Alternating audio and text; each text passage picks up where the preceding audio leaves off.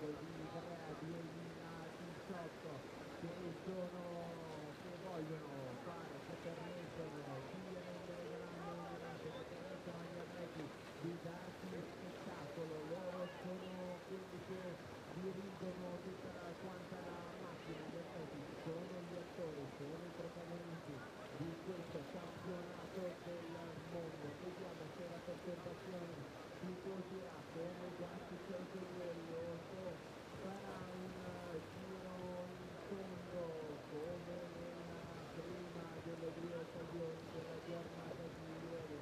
Vediamo se saremo l'altro del secondo, riesce a andare un po' in tutti da resta.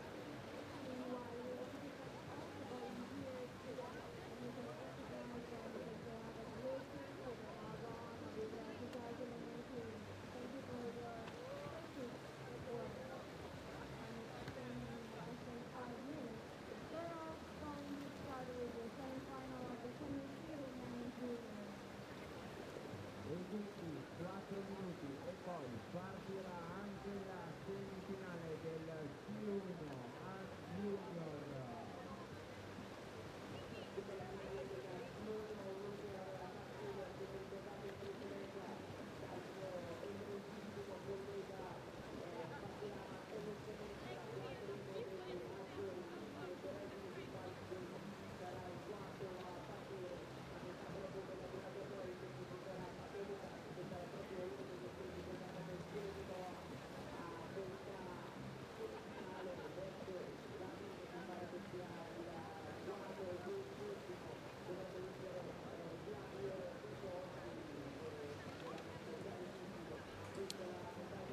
Welcome back everyone to Ivrea. This is the 2018 ICF Canoe Slalom Junior and Under-23 World Championships semi-final action coming your way this afternoon in the junior competition. This morning we had some very exciting racing in the Under-23s. This afternoon it's the turn of the juniors. In just a moment the men's C1 semi-finals will get underway. 30 athletes all battling for the final 10 positions available, and then we'll have the women's K1, which should be a thrilling competition as well. My name is Ross Solly. Great to be with you this afternoon, and I've got a special co-commentator this morning from Great Britain, this afternoon I should say, from Great Britain, Etienne Chappell. Etienne, great to have you with us this afternoon. Thank you for joining us. Just make sure that we all switched on. Yeah, thank you for joining us. How's your week been so far?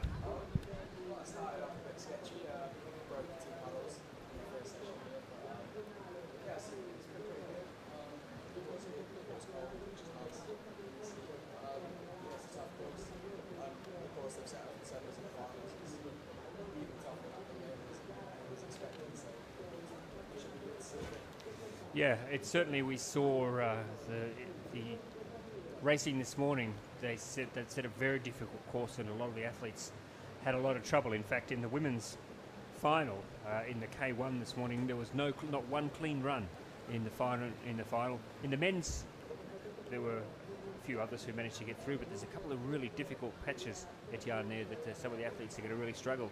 It'll be interesting to see how the juniors go this afternoon. We're just going to get, yeah, okay, so Etienne, you just hang loose there for 2 minutes until we turn your microphone on. We've just got a problem there with the level, so that'll be 2 minutes away, so you've got 2 minutes to catch your breath. While we talk about, well, let's talk about the first of the athletes. Etienne will join us in just a sec when his microphone is switched on, but we've got Fedor Cervenka from Slovakia, the first athlete on the course for the men's C1. This is the junior competition.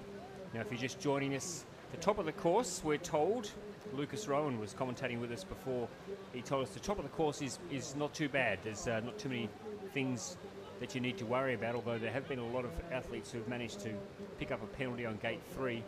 It's when you get down towards the gates 13, 14 and onwards that it is really difficult, and there we have another gate touch there for Cervenka on gate number 8. So here we go. This is all not. Oh, he's missed that gate. I think he missed that well and truly. Unfortunately for Fedor Cervenka, yes, and there's the 50 50-second penalty already, so his semi-final unfortunately is over. And that's when you've been waiting all day to get out there and have a crack, and it just goes like that in the blink of an eye. So this run is not turning out very well at all for Fedor Cervenka from Slovakia.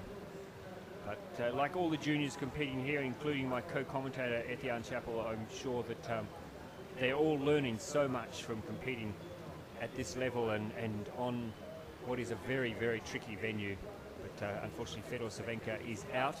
The next athlete on the course will be Jack Bernat from Slovenia. Jacka Bernat from Slovenia. So 30 athletes. The fastest qualifier was Nicolas Geston from France, ahead of Wojciech Heger from the Czech Republic. There are a few Brits in here, which I'm sure Etienne will be cheering on later on, including Ben Haylett is in this field. Samuel Mangay is competing, and Peter Lingstead. So 3 Brits competing in this event, which will be exciting. And when we get Etienne's microphone turned on, we'll talk a little bit about the program in Great Britain, because as I mentioned earlier this morning, the depth of talent in Great Britain across the men's and the women's competition is quite amazing. Just a number of athletes there, world-class athletes who are coming through. It's a really good advertisement for the program that they're doing there. So this is Jacka Bernat from Slovenia. So far clean, which is good for him. Just working really hard there to keep his line. It's so tough through these parts of the course. 16 is okay. This is a gate touch there, unfortunately, for Jacka, but he's okay. He's through the hard part of the course. Now he just has the second last gate, and then the run to the finish line. He's easily going to be the best. There's only been 2 runners so far, so it's not too difficult. But that time there, 94.59. I don't know that will be enough for him to get through. We've got a lot of athletes to come, of course, and there are a lot of good athletes who are coming unstuck today. But that's the time to beat. Hannes Samuel is now on the course from Germany. Hannes Samuel is on the course. I think that you're right, Etienne. We can hear you. Are we good? I'm not sure that we can hear him at the moment. We're just getting a technician to have a look.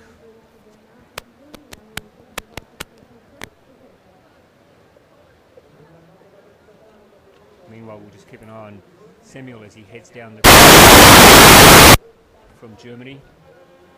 Sorry about that, folks. We've just got the technician working on our microphone for Etienne at the moment, but Samuel at the moment just the one touch again. He touched gate 3. That's proved a problem early on for some of the juniors, but been clean since then, so very, very focused. Big boy for a junior.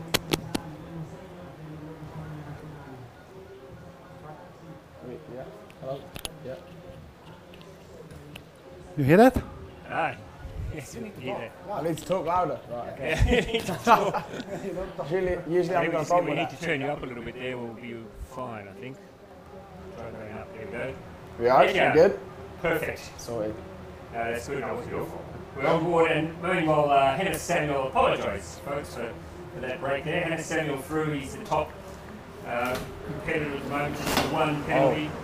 95.5 was his time. Meanwhile, up to the back of the course, you can see the Italian Marcello Sanchez. He's running there. What's he doing out there? He's got himself. Just had a bit of a catch on his edge coming into gate 3 and just got caught and flipped over, dropped down the bottom of the gate, and it's kind of fucking him up for going down into that one. It's a tough stream to work your way back up again, isn't it? Yeah. It's quite fast flowing, especially up in gate 3. All the water's backing over to our right side, so you just get thrown into the wall, and yeah, it's hard to deal with from there. Now you're in the kayak tomorrow. Yeah. How are you feeling about that? Feeling pretty excited. Saw the course they first originally put out. I was like, God, it's going to be a tough one. That is. It's going to be a clean run, solid run. I think you might get in, but they've recently changed it up, so it's looking quite nice now. Watching these guys do it makes me a bit more confident now as well. So yeah, hopefully it goes well. Is it a big advantage having a day to watch how everyone else does the course? Oh yeah, because if you've seen Kimberly in semi-finals run, I think it was, she threw a spin down on gate 17, which nobody was expecting. Yeah, nobody's expecting to do that because no one even thought about that. So it's good to see all those different lines that people are thinking about, and not just looking at the ones that you think about as well. Checking out the fastest ones. There'll be winning times tomorrow. Yeah. Well, unfortunately for Marcelo Cervenka in front of his home crowd here, he's not having a good time of it at all. Well, at least he's going back to get the gates that he misses, so he's not going to get any 50s, but his time is going to be terribly slow, unfortunately, and a lot of gate touches there, 5, as he crosses the finish line. So his day, you would expect, will be over. Do you know many of these other athletes out, many of the other juniors competing here? No, I've only really been on the, what they call it, the circuit. I've only been really on the circuit for 1 year, so I was on there last year as well. I've met a few people going to the ECA Cups as well, and the Europeans last year, so I've met a few Canadians, a few Italians and that. But no, I've not really spoken to many people because there's the language barrier and it's quite hard to talk to people, but yeah. You get to know some people who can speak that bit of English here and there. Oops, oh dear. That was a bit of a hit, wasn't it? I've not seen that happen. He wedged himself up against the wall. He's having a bit of a problem there. This is Kasper Zakwija from Poland. He's having problems all over the course at the moment. And I think he's picked up a 50. He's going to go back and try and pick that up, but I think he's just gone. It's gone straight through. Yeah, no, unfortunately his run may will be over as well. So some of the athletes already, as you would expect, are running this real problem at the top of the course. Yeah. Comes down now to cross. His time is still, well, it's going to put him in 3rd position at the moment, but still a lot of people to come down here. And that time's not going to be competitive, is it? Now the first of the Brazilians, Gustavo Silva Jr., is on the course. What about the Brits? What can you tell us about your 3 boys? Yeah, they're very strong boys. Growing up with a lot of them paddling through training, so I've known them for a long time. So yeah, hopefully they get through. Hopefully they have decent runs. They laid down some good times in the qualifiers, so they've all got the potential. Everybody in the class has got the potential to do it. Otherwise they wouldn't be here. So whether we can go out and smash it and get 3 boys into the final, I guess. Yeah, that'd be a great result for Britain. I was talking about the program this morning, just the incredible production line that you guys have, and getting so many athletes through, and considering like the pool that we've got, because Britain's quite small compared to all the other countries. Considering the pool we've got a lot of great paddlers like Joe Clark and Kimberly Woods, Mallory, and all that just coming through, just winning medals. We have another 50 on gate 14 this time. That's not usually one that attracts a 50, but 50 for the Brazilian Silvach Jr. And he's now starting to hit a few of the poles as well, so this run's not turning out very well for him either. So I guess some of the competitors still to come will be having a look at this. Some of the pressure's going off them a little bit, isn't it? There hasn't really been a good time set yet, so whether they feel relieved or whether they feel nervous about what's to come, I'm not sure. But we have Peter coming down. Yeah, so this is the first of the Brits, Peter Lindstedt. So where's he based? Tell us about Peter. So he's Scottish, so originally up from around Glasgow. Usually trains up there, but I think he's recently just moved down to London to fully commit to the British programme. So yeah, he's found himself a nice bed down there, so he's living the life at the moment, I guess. So do most of you guys live near Lee Valley, or how does it work? Well, me personally, I'm from Wales, so I'm from almost the other end of Britain.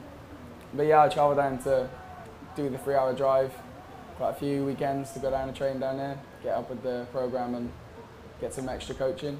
Oh God. Yeah, just a couple of touches there, unfortunately for Peter. He's still his time's quite competitive though. I think he just lost his paddle there, I think, momentarily. That's got him into some difficulty, so he's got to go back now and try again for that gate. Oh, he's got to turn around. Yeah, unfortunately, Andy touches it as well on the way through, so tough then. I mean, it's tough to try and stay mentally focused, isn't it? After you hit the first gate, it's kind of like you hit the next one, then your mind just kind of goes away with it. But that's where you see the best paddlers come through, because you never know how everyone else has done. Yeah. So even with those touches, the rest of the class could still mess up, and however unlikely, but they could.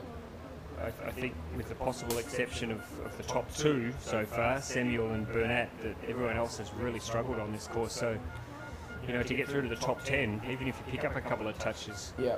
there's every chance you can still, if you manage to keep your run together, post a reasonable time. So we're now up to, I think, next Polencic from Slovenia. Of course, the Slovenians are very, very competent paddlers, so we'll see how Nech goes. Just looking at Peter's time, even with his 3 touches, he's currently sitting in 3rd. You never know what might happen. No, it could happen, but sadly, it's just after all that little bits here and there, it all adds up eventually. It's so challenging out there, though. Some of the exact Samuel sitting next to you there. We might throw the microphone over to him for just a moment because he's been out there on the course. Just grab that, Samuel.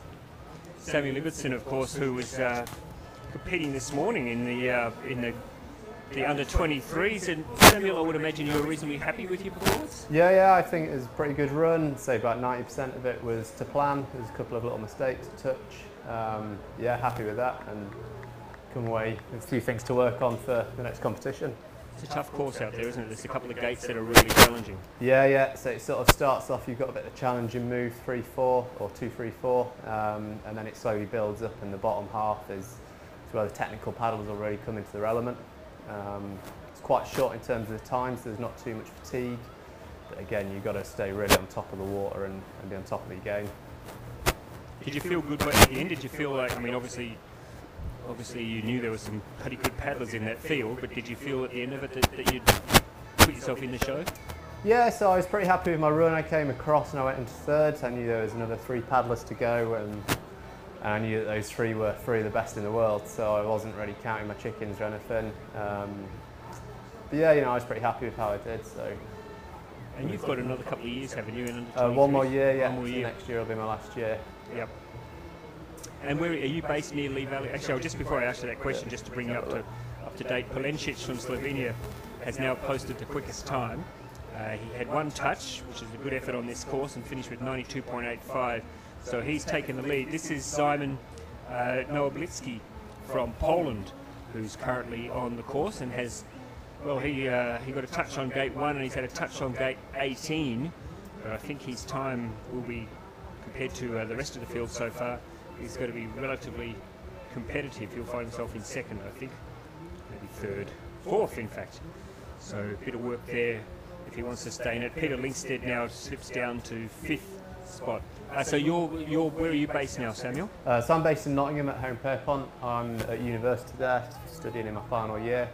So I've got another year of that, and then I'll probably move down to London to join the big guys down there.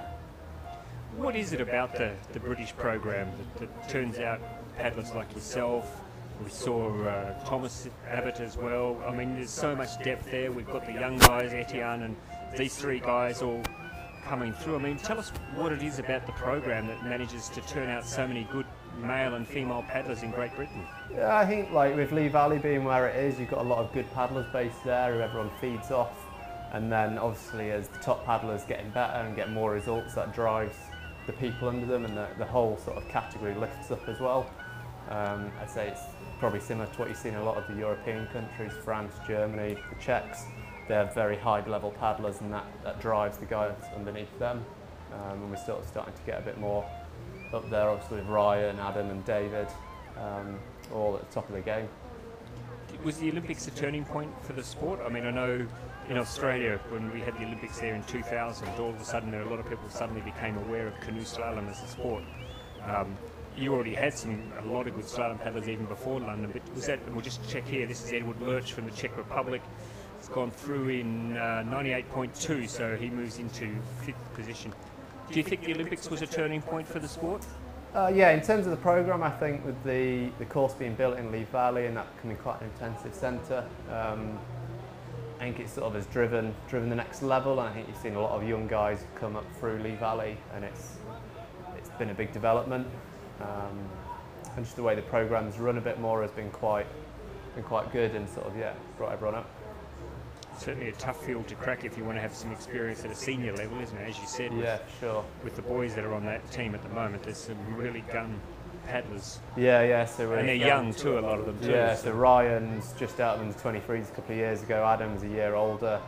Tom Quinn as well. He's only a few years out of under 23s. So there's only really a couple of paddlers left on the senior team in Britain that are probably. And then if you look at the K1, you've got Bradley and Chris, and Joe, Chris. I mean, it's. This is Robert Januszewski from Australia. He started off so well, but he's got himself in a lot of. What happened? That's a terrible feeling, isn't it, to get stuck in the stopper and you can't get out, and he knows now that his race is blown. He did a roll there, and when he came up, he found himself right in the middle of the stopper. Couldn't get out of there, and he's gone over again. Yeah, so that was about 3/4 of the way down the course that he rolled there, and trying to get out that stopper, his arms will have already been filled with lactic, so any roll is a big hit, and it tires you out really quick. So he'll be knackered now. Absolutely. In fact, and I think they've only given him one penalty so far, but I think I saw him miss at least 2 gates, so his race is well and truly over. So this is Leo Braun. Up on the split there, looks as though he's done a good top section. What's the key to this course, Samuel, having been on it this morning? Yeah, I'd say the key to doing pretty well on it is just solid runs and clean. So if you can go through the middle of the gate and just do the best that you can, staying on top of the water as well. It's tough. You have to do so much work, and then you get to those gates 14, 15 and onwards, or 13 onwards. They're really tough. Yeah, so with it being quite a flat section at the top, you're obviously pushing it quite hard, and then you're having to be technically good at the bottom. I think that's where an athlete's training really comes in, and you've got to push that physical side of it to be the best you can at the bottom of it. So clean so far, it looks like, for Leo Braun. Yeah. Not overly quick though, but to be clean is important. Just looks as though he had a few plan Bs at the bottom there, but pulling it together at the bottom here now to see if he can push on to the top spots. If he holds it together, he should be top 3, I think, the way he's going now. He's going to cross in 2nd position for the German. Doesn't look overly happy, but the way things are going, it's probably not a bad result.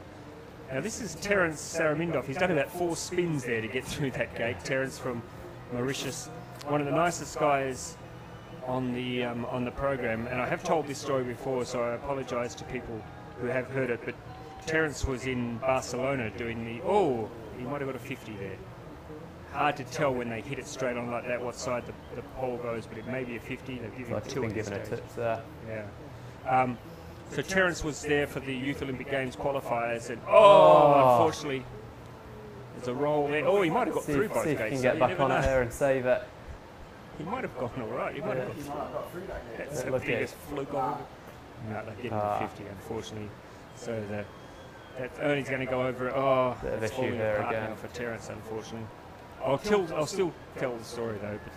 But Terence kindly agreed to let us put the GoPro on his boat in Barcelona, and one of the things they had to do was come off the ramp like they do in extreme slalom here.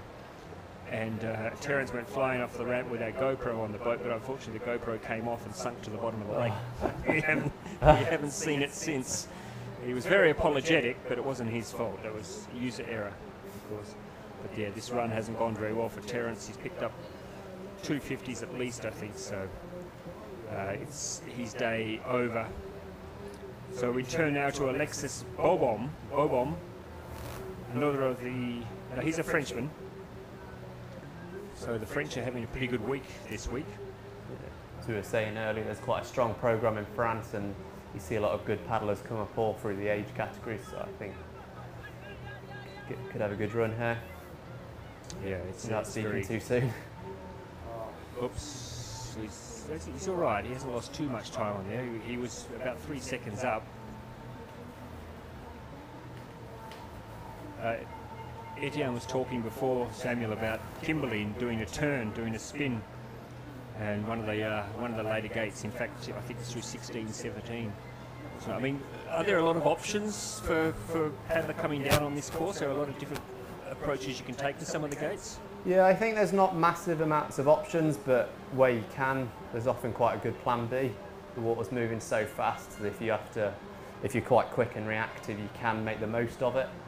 As we saw with Kimberly this morning, she had to throw a quick spin, and I think it was around here, like this guy's done. But yeah, it's really making the most of it, and you can really keep the water moving the boat quite well, and it's not too costly. That was a very good move off him. Yeah, he's going okay here. We'll just keep an eye on his time. I think it's going to be quite competitive now for Alexis Bond. He does have an asterisk next to his name, but he's gone through second quickest, 93.82 with an asterisk, and unfortunately Matteo De Franco from Italy has just done a involuntary Eskimo roll, which has thrown him off his time a little bit. So there's a great crowd here. Fantastic. I mean, it's such a great location, and it's right in the heart of the town, and people come down and they line the banks. They were standing out there 20 minutes before this session started, making sure they had a good vantage spot, so I'm sure that Matteo can hear all the Italian fans cheering for him. He's down 5 seconds already, but there is the possibility at the bottom of the course, if you can nail those difficult gates, if you get your line right, you can pick up a bit of time, but if you get your line wrong, you can lose a lot of time as well.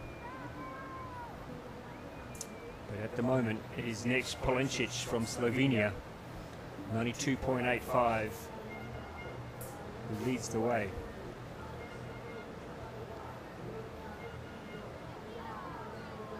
Might be some problems there, I think, unfortunately, for the Italian. Got himself in the stopper. He's having to work really hard to get out of there.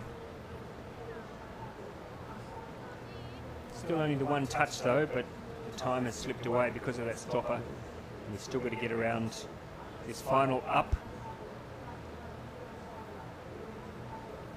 And then it'll be the run for home for Alexis Bond from, for Matteo De Franco from Italy. Crosses the line now, 10th position, and not happy, it's fair to say, with his run. All right, tell us a little bit about Sam. So Sam's based near Home Pierpont, and he's down there 3-4 times a week, just still in school at the moment, so really training hard. So he's still in education. I know he's trained very hard over the last winter. He's had a bit of a change of coach. And yeah, he's been looking good this season. He's paddled well at selection, in real good shape. Some good technical paddling from him. See that nice ducking around the upstream there. Yeah, he's looking nice and strong at the moment. Just that touch on the first gate, which is always a little bit frustrating, I'm sure, for... Yeah, you see there, he's about 3-4 seconds up on the split, which is good if you can hold it together down this bottom bit. Getting around nicely. Bit of a careless touch there. Be kicking himself for that later. That's nice through this bit. Good line there for him. Yeah. His time's going to be good, I think. He can just make it through this last little bit. He's on the home run. Okay, so I think he's going to be top 3, definitely. Second place, that's pretty decent for the moment. Yeah, I think so. I mean, what are we looking at now? 14 boats to go, is it? Yep, So there's 14 to go, so we'll start counting them down soon. And you can see all these athletes, they're all finding it really difficult in parts of the course. Gate number 3 is a bit of a tricky one. A lot of touches on gate number 3. This is Julian Lindorf from Germany. It's a bit misleading to look at that time at the top of the course because that's not where all the problems are. yeah, I think this course is just about going solid at the top, and then it's won or lost on this bottom section here where it becomes quite technical. So I guess keeping in touch on the top, but then making the most of it at the bottom. I mean, it was interesting, Samuel, in your race, some of the, well, 2 of the big names that actually didn't make it through, Lucas and Marco, Yeah. who you would normally expect to be figuring in the medals, but Lucas joined us in commentary and he was saying that it was just such a hard course and so many problems there. But if you were careful and you were solid, like you showed and Thomas showed, you know, it was manageable, definitely. Yeah, there's some hard technical moves, but I think, like I said earlier, it's just about delivering them to a good level. It doesn't have to be anything flamboyant or incredible, so I think it's just a matter of being careful. And Julian crosses the line. He's going to be ranked 9th. few touches there cost him. Touches. He's been in third position without those touches, so he'll be kicking himself. Right.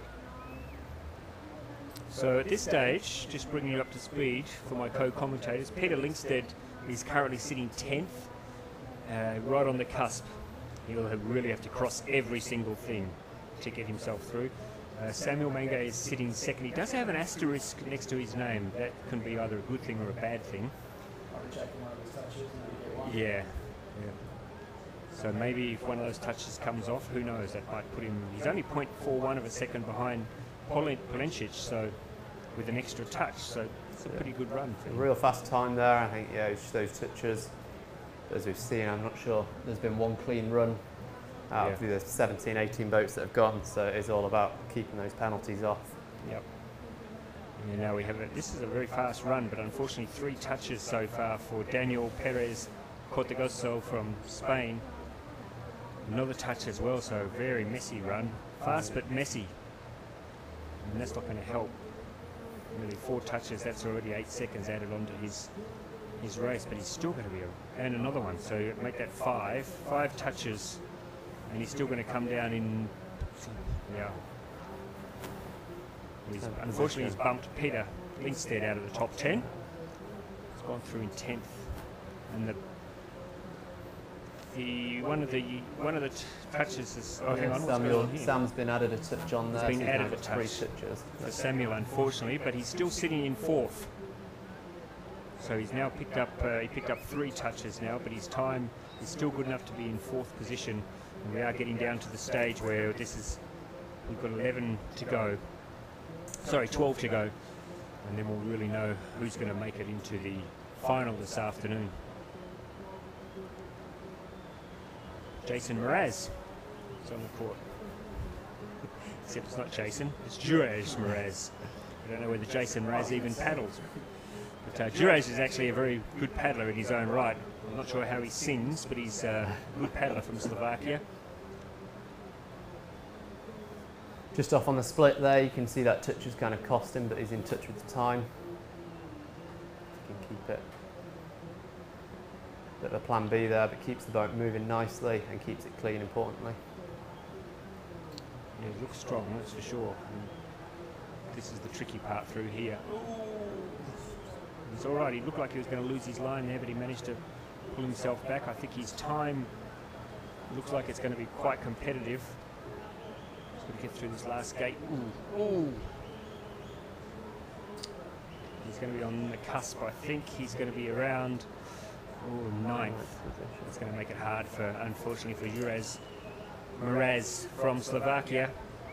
So now another of the Italians. This is Flavio Mikaze, who teamed up with his sister on day 1 to win the mixed C2. Well, not day 1, it was yesterday, to win the mixed C2. So he showed a liking for the course then. Let's see what he can do today in front of the home crowd. They need something to cheer about in this particular event, because there are 2 competitors that have been out on the course already, both got into a lot of trouble. So the last hope for the Italians, we saw how they reacted with Rafi Vivaldi. When Rafi came down, they were going crazy. It was great to see and great to be a part of that and around it. It's so good being at a venue where the fans are so passionate and know the sport and really get behind, isn't it? Because for any athlete, even if you're not Italian, to hear that crowd and to see them lining the banks, it must be just so exciting. Yeah, it's a bit of a spectacle really. You come here and there's a lot of people, there's a lot of noise. I think it must be good for the spectators looking down on top of it. Makes everything a bit easier to see, and yeah, when you come down, you get past the bridge, that's the main section where you start to hear the crowds coming. It is good. Okay, well, I think he's going to be clean, which is going to be great. I think he's going to be quick too. I think he'll be... He's gone into... Look at... He's over the moon with that. He is stoked. He is stoked. He's playing up to the home crowd, but he is gone into #1 position, which is fantastic for the local fans, fantastic for Flavio as well. Yeah. Not by much. Gee, it's tight at the top, but Flavio Mikaze is currently first. Then from Slovenia, next Polencic. Alexis Bond, who still has an asterisk next to his name. From France, is third. And then Braun from Germany and Samuel Manga from Great Britain. currently sitting in 5th position. Looking at the clock before I'll get you just to swap the microphone over there. We've only got the one microphone, folks, so maybe just hold it, Etienne. Just hold it. Just hold it. That's better, yeah. What are you making of the race so far? Yeah, watching these now, I've just realised that something I didn't realise looking at the course. Where these tricky sections are, 13, 14, 15, these stoppers are very good little fail-safe manoeuvres. You see a lot of people just hitting them sideways and getting a little kick off them, which I didn't realise beforehand. So it's kind of made me feel a bit more at ease. So look at that one, it's slowed him down so we can get the turn back round for the upstream. So yeah, I think it's going to be a nice race tomorrow.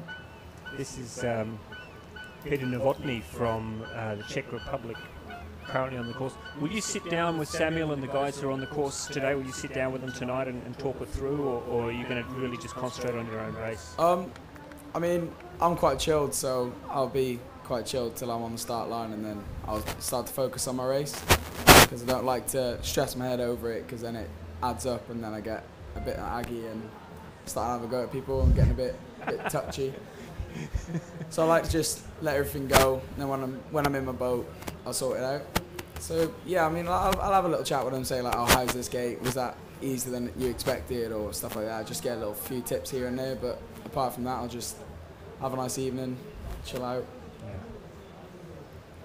And then come tomorrow and do some magic. So Novotny from the Czech Republic has got an asterisk next to his name, but currently he's sitting in 3rd position with his time 93.79, and now we're into qualifying. So Mikaze is definitely through already from Italy.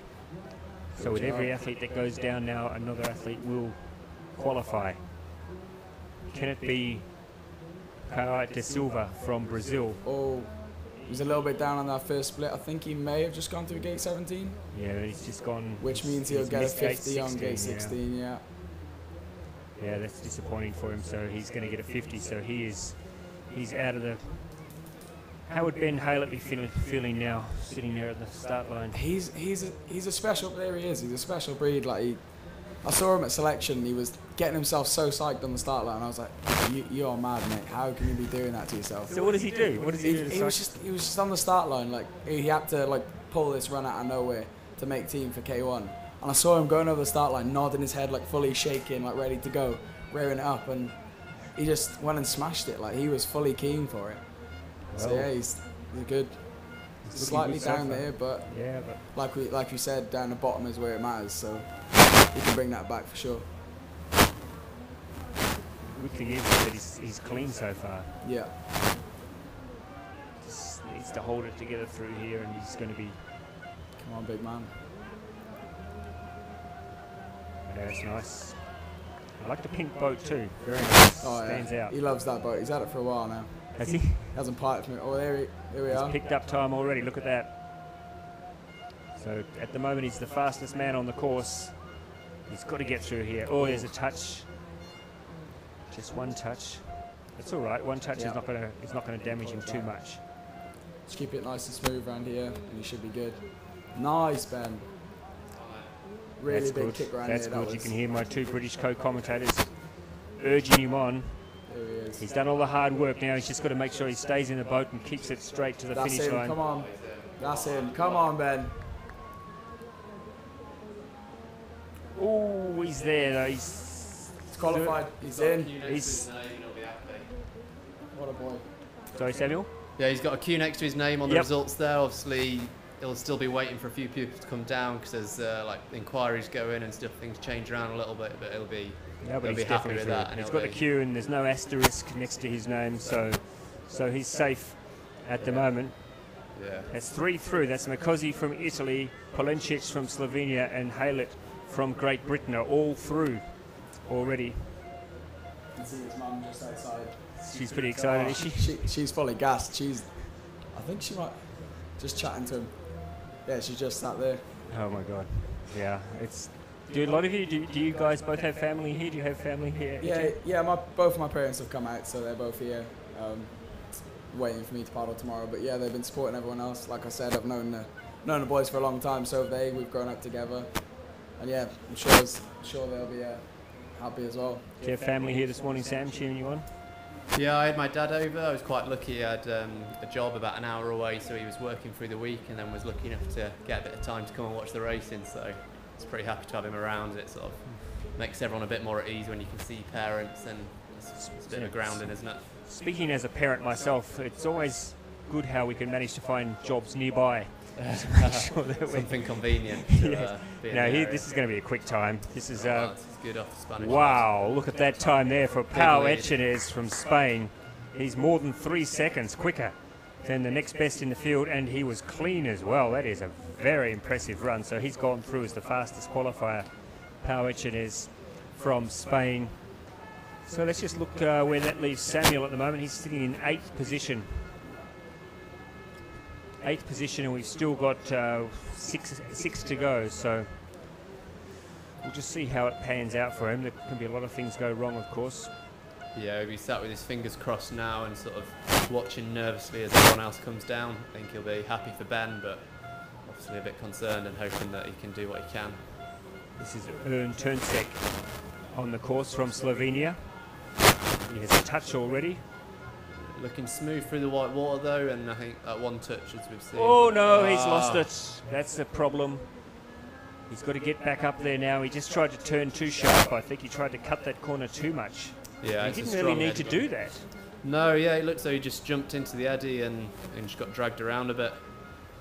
Yeah, now he's got himself a bit into trouble. beaten down now.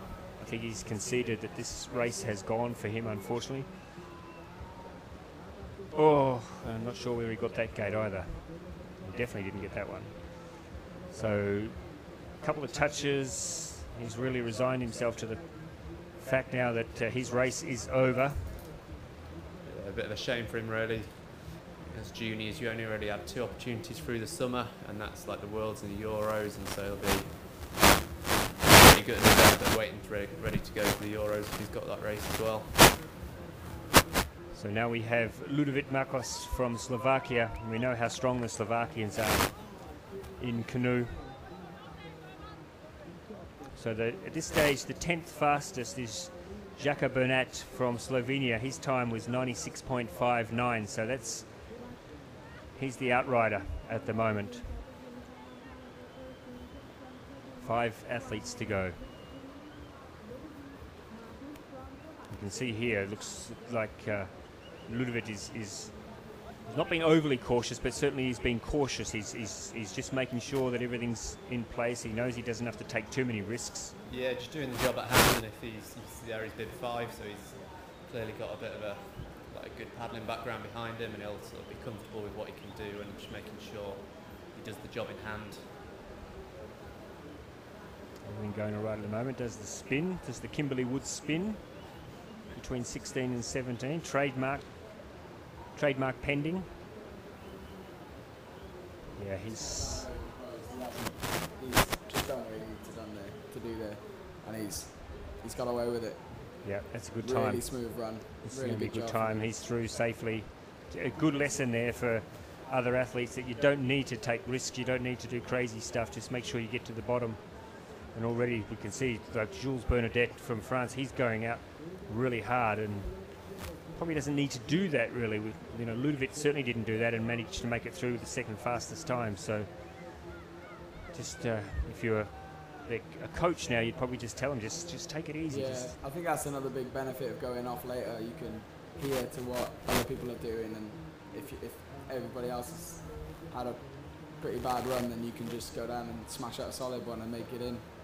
So yeah, I mean, that's all they need to do, but these French boys, they're fast, so they'll be pushing it in. It's how people feel comfortable and what they feel comfortable doing. So they've got a plan, they might stick to it or they might change it according to what they feel. Well, at the moment he's quite fast. He's only had the 1 gate touch. So he can hold his composure through these gates here, and he has. That's nice, very nice. This is going to be a really quick time here for the Frenchman Jules Bernadette. Could be pushing that 88. I think he's done it. Yeah, he's well and truly done it. That is a really fast time. Wow, he is clearly a celebratory roll there. I would like to see that at the end of a race. He is easily through. Now, Miguel is, for a junior, he's quite experienced and comes into this event pretty highly rated. It would be somewhat of a shock, I think, if Miguel can't get through. Yeah, you've seen him coming up the last couple of years, 2016, 2017, he's really been pushing it, and to be honest, when I got here at the start of the week and saw him in the juniors, I was just surprised because he's at that level where you sort of expect him to be getting on a bit, but he's so good, so young. Real worth watching him for the future. Well, he's certainly looking strong at the moment. There's that one gate touch on gate 3. This could be, he could be the athlete that determines whether Samuel Mangay lives to breathe fight another day, or whether he's out. Samuel currently sitting 10th. Samuel from Great Britain. You would think that the way that Miguel is going at the moment, unless something drastically goes wrong at the bottom of the course, yeah, this is going to be fast. This run really come together for him, and he's just kept a level head and done the job in hand again. Another one that's gone through it. Just paddled well. The bar gets lowered again, so we're really seeing the quality now. The cream rises to the top. A couple of very polished performances in the last 2 runs, and we've got 2 athletes to go still. It's now Wojciech Heger from the Czech Republic. We know that he's a good paddler.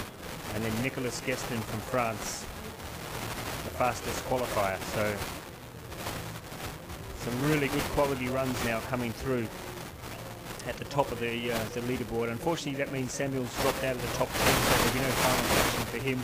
Ben Haylett, as we said, he's firmly ensconced in that top 10 position. He could be at best 7th, at worst 9th. Oh, he's having to go back to the gate. Looks as though he's pushing those lines a little bit too tight. Yeah, he's lost a couple of seconds there, unfortunately. Let's see if he can recover from that. He was pretty fast in the top section, so he might just about be able to absorb it. There's a bit of a 8 seconds drop to qualify him, so if he can hold it on this last bit, he might squeeze his way in. He's currently about 7 seconds down on the last time check, so a bit of ground to make up. Might have been a touch there too, I think, was there? Oh, there's definitely a touch there. Yeah, so I don't think that he's going to be top 10, unfortunately, which would be a bit of a surprise for Wojciech Heger. Comes through now, 14th, yeah. No, he's not happy at all. So the final athlete in the semi-final for the men's C1 junior is Nicolas Gestin from France. Enjoyed a gold medal earlier on in the week in the teams event. You guys both did the teams, didn't you, earlier on? Did you enjoy it? Yeah, it's always fun doing teams. It's something different.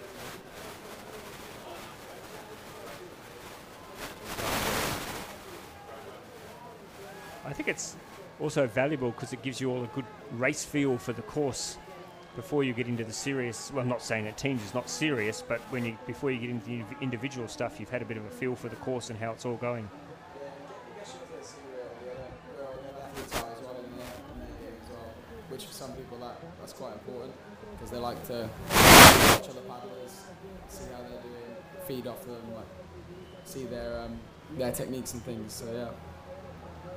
So fast so far for Nicolas, just that one gate touch on gate 14, but his time looks like it's going to be very fast as well. He'll be in the high 80s, I think, which should be fine. He'll be able to enjoy some finals action. Goes through now, 3rd in fact.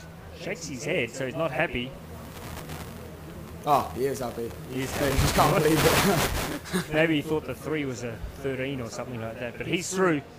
Nicolas Gestin, so that was a pretty impressive back end to that semi-final. Early on there were some guys who were really in trouble, but the top end of that was very impressive. We can look here now at the qualifiers. Trave from Spain, Bernadette from France, Gestin from France, and Echenez from Spain. So the top 4, France and Spain, as you might expect.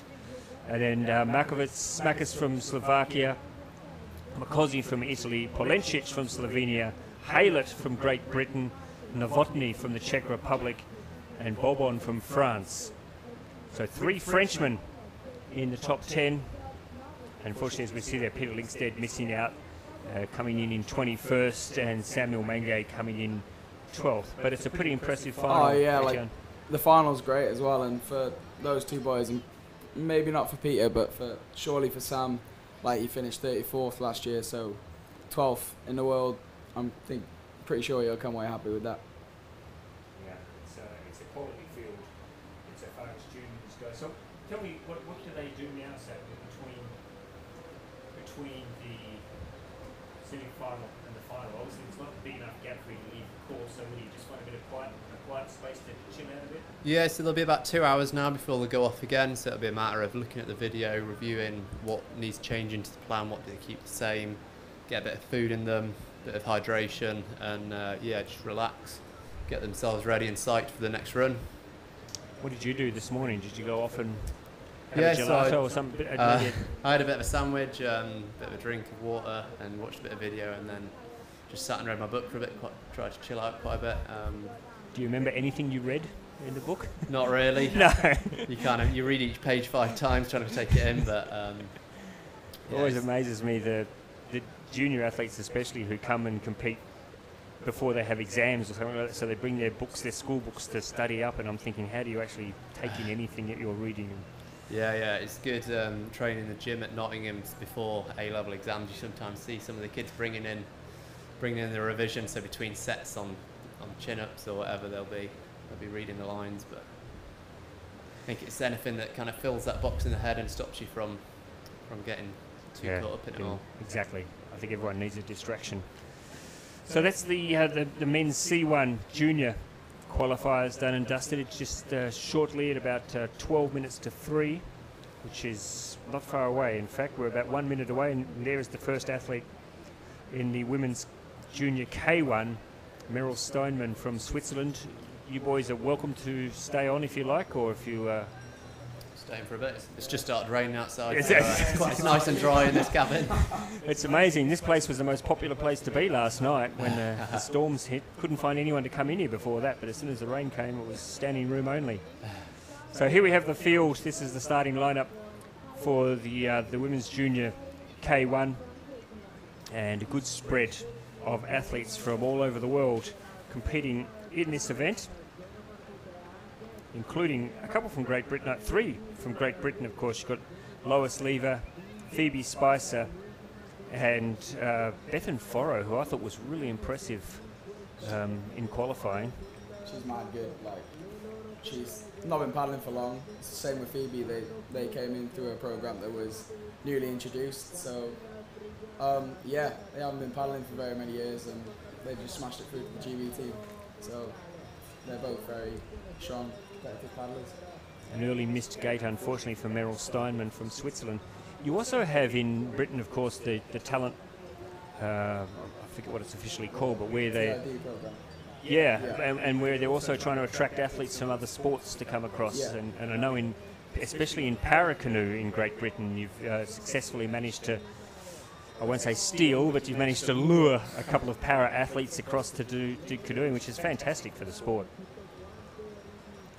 So another gate touch on 15 for Meryl Steinman. So unfortunately, unless everyone else has absolute drama, I think Meryl's afternoon will be over.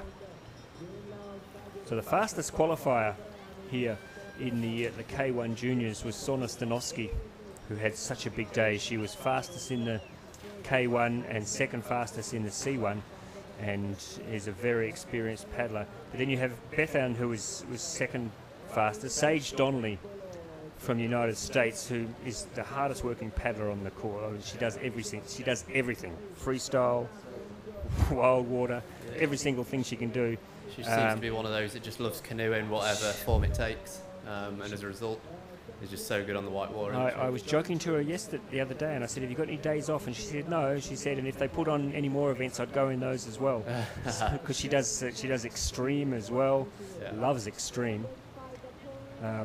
Yeah, so she really is, and she won the world title last year at the junior world title last year at the World Freestyle Championships in Argentina. So she's a very good operator. I've got her on Snapchat and I see her on social media and stuff, and she's out there with all the big names in freestyle, and I'm pretty sure, I'm not 100% sure, but I think she's given Nuria Newman a go in Really? a couple of motocrosses. Wow. I think I've seen, so yeah. She's mad good paddler all round, so yeah. If you She's can give living the Nuria, life. if you can give Nuria Newman a run for her money, then you're doing very well. So 4 touches here, unfortunately, for Lamero from Spain. And she is first at the moment by a massive 49 seconds, but 4 touches, that's a pretty messy run, unfortunately, for Anna Lamero. Now we have Julia Jelenska from Poland, the 3rd athlete on the course in the women's junior K1. 30 athletes, of course, competing here. 10 go through to the final.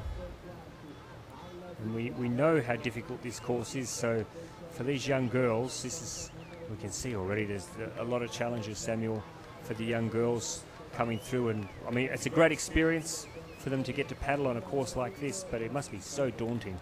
Yeah, it's pretty big water at the bottom there, as you can see, and I think the stoppers will cause quite a bit of trouble for a few of the girls, but the best paddlers will be good on whatever water you put them on, really. I think we'll still see some very good runs off them. Yeah, for sure. I mean, women's canoeing, not so much in kayak, obviously, but certainly in the C1 events, it's really coming ahead. I mean, Samuel, you probably don't remember, but you go back 3 or 4 years, and there was hardly any women doing the C1. You'd come to a World Cup event, and there'd be 10 entries in some events, and you'd think, well, what is the future for this? But just since it's been included on the Olympic program, we see a lot of the athletes doing both the K1 and the C1 in the women, and it's really going ahead in leaps and bounds, and the quality of the field is rising so quickly. Yeah, I think that's it. Since it's been included in the Olympic program, C1 Women's picked up massively, and I think as the next few years go on, the field will grow and grow, and the standard will get better and better and better, and with like Jess Fox at the top, I think she's definitely driving that. Yes, I think she scares a few people off, but I know I spoke to a few of the girls here, like Kimberly, and they were very happy that Jess would turn 24. And Mallory, of course, isn't here, and Victoria Wolfart from Austria, so some big names missing this year, which has opened the field up a little bit for the women. But let's concentrate on this run, and this is, I think, one of the best named paddlers here this week. River Mutton from New Zealand. But unfortunately for River, she's missed a gate early on, so her day is over. But just important to try and see out the run and learn from this experience, and make sure you, another touch there, to make sure that you finish strongly. Give yourself something positive to take into the next time you go into a race. Yeah, I think it's pretty easy to drop at your bundle, isn't it, and just throw it all away, and then the last thing you remember is what a bad run you had. Yeah, I think it's pretty impressive when you see the athletes have a bad run but then finish it off anyway. I think that's a good show of character, and I think River has done the best she could at the bottom, which is credit to her. Yeah, she's well and truly off the pace with that 50-second penalty. You were saying, both of you, Etienne and Sammy, you were talking about how there's so few opportunities, and there's a roll very early on, unfortunately. She might be okay, though. I think she went through that gate, so if she can get back here. She can get back into that eddy. Kamila Safina from Kazakhstan on the course. So few opportunities. No, she did get a miss, unfortunately. So few opportunities for junior, and especially in countries where there is strong programs. You only do get those 2 or 3 opportunities every year to go out and compete at a top level, because you can only have a certain number of athletes at a World Cup event, so unfortunately you can't all rock along to that. So you really just have that 1 or 2 opportunity to go out there and see what you can do, and to measure yourself against the best in the world. Yeah, I think that can add a lot of pressure sometimes, and it's about being mature enough to sort of just do the best you can with what you've got. A few nations, like if you're lucky enough that you can get onto the senior circuit, the more you race, the better you get at racing. You definitely see a lot of development with people that do a lot of races, but yeah, it's juniors and 23s generally. It's 2 races in the year. If you're lucky enough to get a World Cup, you're lucky. This run has turned into not a very good experience, unfortunately, for Camelia Safina. She got stuck in the pot there, and she's really struggling to get through these gates, and in fact she's gone over now. She looks absolutely spent too, so she'll just be happy to see the finish line, I think, and get out of the boat and go home and set up some Netflix for the night and put today out of her mind, I think. Well and truly. Evdokio Podobreva from Russia is on the course at the moment. Very strong paddlers, the Russian team. You see them and you're all built like 6'4", biceps the size of your head, and it's just like, well, how are you guys so strong in your field? And I mean, you look at all of them; they're all the same, and it's good to see. They have intensive programs, of course, training programs, a lot of attention put on weight training, etc. as well, and you can see that in their physique. They're so strong. But it all comes down to technique. You can be as strong as you like. If your technique's rubbish, you know, being strong is good, but having, you see some of the top paddlers who are built like whippets. Just pulling off those moves that you didn't think. Yeah. It's all, something my coach from back home, Tommy Power, told me once. It's all about who can deal with it the fastest. Like, you're never going to hit the lines you plan. Like, you hit about 50%. Yeah. And so it's kind of like who can deal with the problem the fastest comes out on top. Yep. So it's, at the end of the day, if you can deal with it, get it done. We now have a new leader. Just the one touch there for Podobreva from Russia, but she is the new leader. So we'll see how long she lasts up there on the top. I mean, if you look at someone like Yuri Priskovic from the Czech Republic, he's tiny. Yeah. Absolutely tiny. You look at him and you think he'd blow away in a storm. But his technique is so good, and the lines that he chooses always. Yeah. He's a mad one to watch. Like, I look up to him, like, I see him paddling, and I'm like, he's who I want to be one day, and he's just a mad good paddler, so big ups to him, I guess. Yeah. Someone told me he's here. Have you seen him here this weekend? No, I haven't actually. I've seen Daniel Momenti, and I'm like looking at him, and I'm like, oh God. Yeah. He's such a legend. And I thought I saw Peter Kauser walk past before as well, but I wasn't sure whether he was in the distance. But it is good if some of those big athletes do come down here.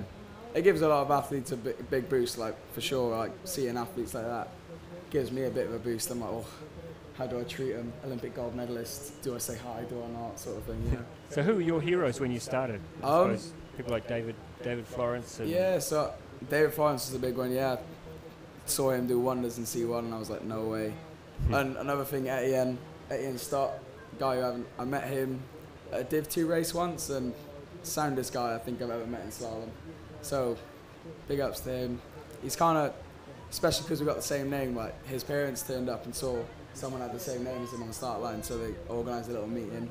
So I went and spoke to him, goes over Raph and everything. So yeah, he's been a big part of my paddling, I reckon. Yeah. It's good to have heroes. And your heroes? For me, probably when I was younger, David Florence, and probably still is quite a big hero. I remember sitting at the bottom of a national race with my grandma collecting bibs from the athletes and getting David Florence's signature. That was probably about 12, 13 years ago now, but I think both as a paddler and as a person, he has a degree in mathematical physics, which is something that I'm trying to aspire to do. I'm studying physics at uni as well. See, I've kind of been trying to follow in his footsteps for quite a while, and as Etienne said there, Etienne Stott, I think he's just such a humble, good guy, and he'll chat to anyone, and he's one of the nicest guys around. So he's a terribly nice guy, and the other thing is that he always enjoys doing a bit of commentating, so you boys are following in David's footsteps. In fact, we enjoy having the Brits on. They're always good behind the microphone, so I don't know what it is that you guys have. But, now, good run here for the athlete Kristina Durachova. Oh, sorry, we're up to Madison Corcoran from the United States. She has gone into the lead. That's a very good run for Madison. Yeah, 700, that's a very good time. Yeah, a couple of penalties there, but with the time that she got, that was pretty impressive there, and I think she'll hold that lead for a good while. She's the only athlete to go into the 100 at this stage, but with an asterisk next to her name. 99.9 is the time for Madison Korsrud. Now, I'm not quite sure why we have that logo on the screen. I'm sure someone will fix that up for us. So another of the Americans, Ria Schreiber, is now on the course. Ria was in Barcelona doing the qualifiers for the Youth Olympic Games as well. Did you do the qualifiers for Youth Olympics? No, I couldn't. So I trained up for it, practiced sprint boat and everything, and then the year I think it came around, they changed the age, so I couldn't do it in the end. And it's a bit gutted, but at the end of the day, saw quite a few. Lily Bryant went out there. Yes. Very well known back home, so it's great to see how she did and all the other athletes out there. So yeah. Great to see. You didn't do youth York, did you, Samuel? No, I think when it came around, I was just the wrong age, the wrong year. Yeah, was it Nanjing a few years ago, was it? Yes. That was my last year as a junior, but I think I was 18, which meant I couldn't. It's an interesting format, and 50 early on here, unfortunately for Ria. But it's an interesting format because when we got to Barcelona, Ria's got herself into real trouble there. She's done a roll, she's got stuck in that hole. She's dropping the head. Oh, and she's gone under again. She might want to try and get herself out of that area, I think, in a hurry, because that's not helping her one bit. Bit of a shame to see one of the high bibs having a bit of an issue with the course. Yeah. Yeah, well, she would have been fairly highly rated coming into this event, so that's disappointing for her. Here's Naomi Randle from Switzerland. I was going to say with the YOG and the qualifiers, some of the athletes turned up thinking they only had to do sprint or they only had to do the slalom part, but when they got told they had to do both, and some of the sprint guys had never done an Eskimo roll in their life. Yeah. So they're doing these crash courses on the morning of the race in how to do Eskimo rolls. And it's a great leveler because you saw some of the athletes go out on the first day in the sprint and they absolutely smacked it. You know, their times were incredibly fast. And then the next day they came out and they had to do these slalom turns and do the roll, and some of them came seriously unstuck. I especially remember training with Lily this winter and just seeing her out on the lake in Landesau, out in a sprint boat, in a C1 and all that. And I remember sitting in the swimming pool as well, like was doing some rolls, trying to figure out which one was the fastest. I think we even tried to teach her to do a little flat water kick flip at one time as well, to see if that was the fastest. It definitely was, but yeah, Lily wasn't too keen on that idea. No, well, she did all right, Lily. She was a good, strong performer. So. Yeah. And I interviewed her there. Actually, she was great to chat to as well. So I think Naomi Brendel goes through second quickest now. Only 0.7 off. Yeah. Still just the one athlete, though, that's gone under the 100, Madison Corcoran. So we have somebody who's just up on the time, almost by 3 seconds. Dropped a little bit low into that option, but like we said earlier, bottom half of the course is where it's at. This is Lucia Mrzova from Slovakia. I think from memory she was part of the team gold medal for Slovakia earlier this week. Yeah, she's looking pretty solid there. She's coming on a decent run here and just looking real smooth around everything. You can see her preparing for this bottom section. She's coming in nice into that upper left, and it's just about being settled on the run.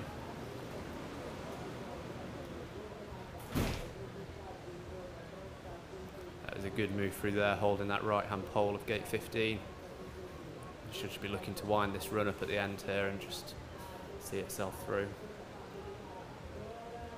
I saw, Samuel, a couple of the athletes. Well, I saw Daniel Watkins swapping hands during the race this morning. You weren't... Yeah, I think it's relatively new within C1 men to switch, and I think C1 women has kind of driven it a little bit. We've seen the advantages of it, and it's pretty logical, to be fair. You can see if you can be fast on the right hand side on the righty moves and faster on the left. On the lefty moves, you can obviously take an advantage. Do you try that a bit in training? What sort of... Yeah, so I've done it a fair bit in training, but just not quite confident enough for racing yet. So it's maybe another couple of years and we'll see it a bit. I know David Florence does quite a lot of it. Yep. And he's very good on the left-hand side as well as his right-hand side. I suppose it just gives you that little bit of an edge, doesn't it? Yeah, I think like as we come down here, you'll see different moves, different way rounds, and on a course they'll try and balance it out so it's equal for left and right. But if you can take the advantage on both of them, then it's an obvious bit of time to make up. So this is turning out to be quite a fast run here for Alex Degremont from France. Once again, the French doing nicely. Just a one touch at the moment on gate 11, but pretty good line for Alex at this stage. Oh, spoke too soon.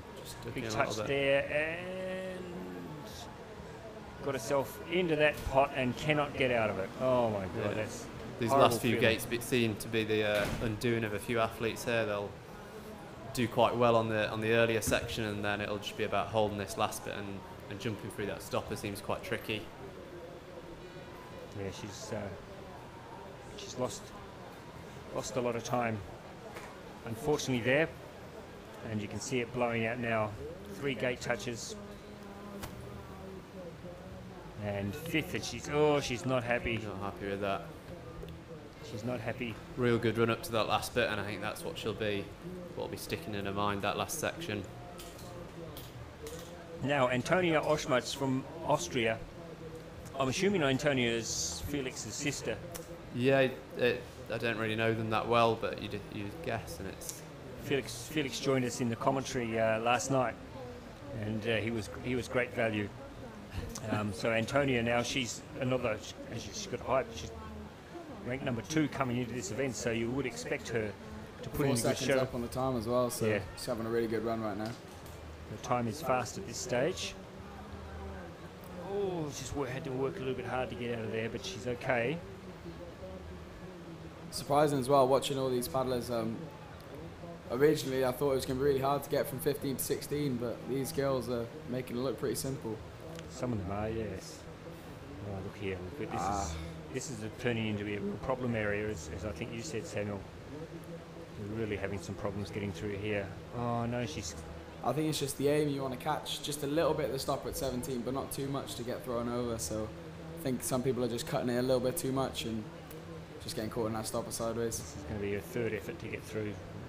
Unfortunately, we had to switch now to the next athlete, so we hope that she's got through. We're going to find out in a minute if Daria Shadorova turns up and she's still there, stuck in that stopper. That's really unfortunate there for Antonia Schmutz. Her race is... just gone into 8th. Sadly, 20 seconds off the time. Yeah. So we're seeing everyone's quite quick at the top, but not many athletes have just cruised through that bottom section of the course. Oh, this is Daria Shadorova from Russia. We're at the halfway stage of the competition, and you've got to say that the times haven't been that impressive so far. There's only one athlete that's gone under the 100, and she only just went under 99.90 for Madison Corcoran from the United States.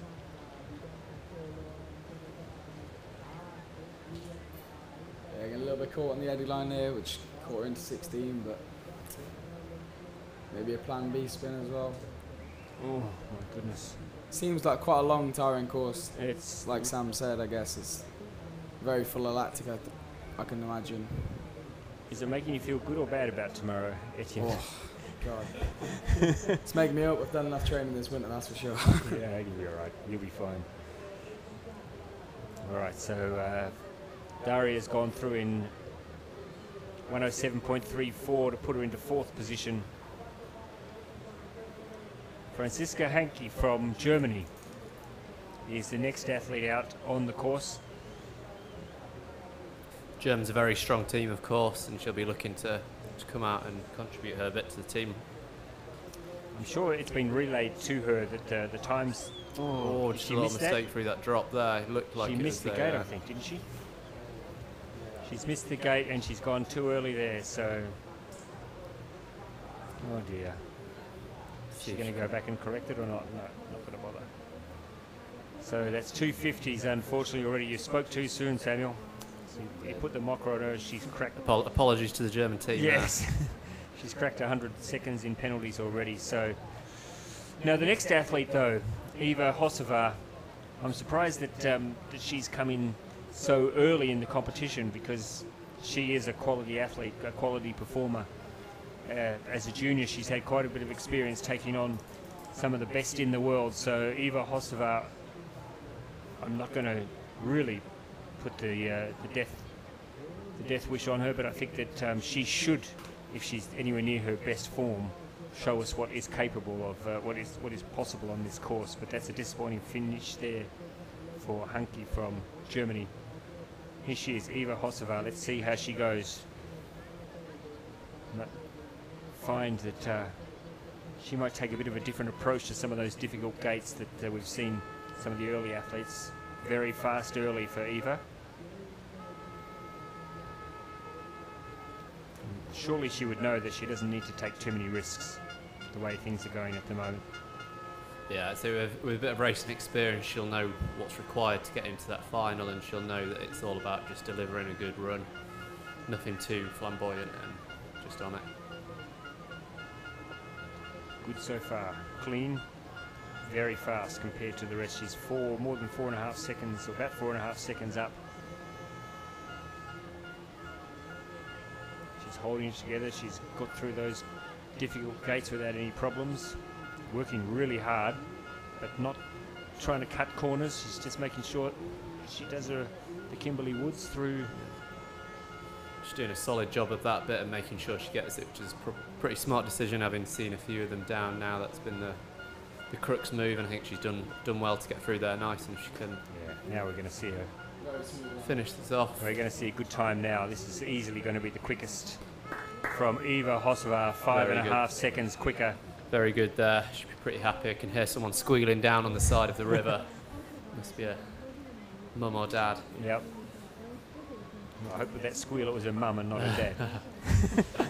Not that there's anything wrong with dad squealing, of course, but... He might have just been run too fast and stumped his toe or something. He might have done too.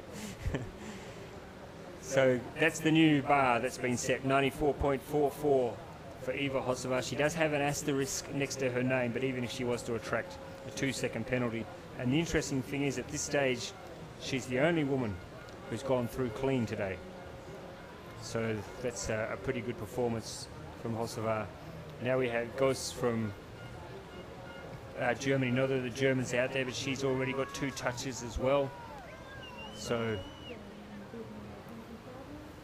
that would be weighing heavily on her mind if she's aware of them. Do you normally know if you've got, I mean, obviously there are some touches you well and truly know you've got, but are you often surprised when you get to the bottom and see that you've been awarded or given a couple of touches? Yeah, I think you can be, and often those are the touches that come on your back or the back of the boat, something that you're not really concentrating too much on, you're just focusing on the next gate.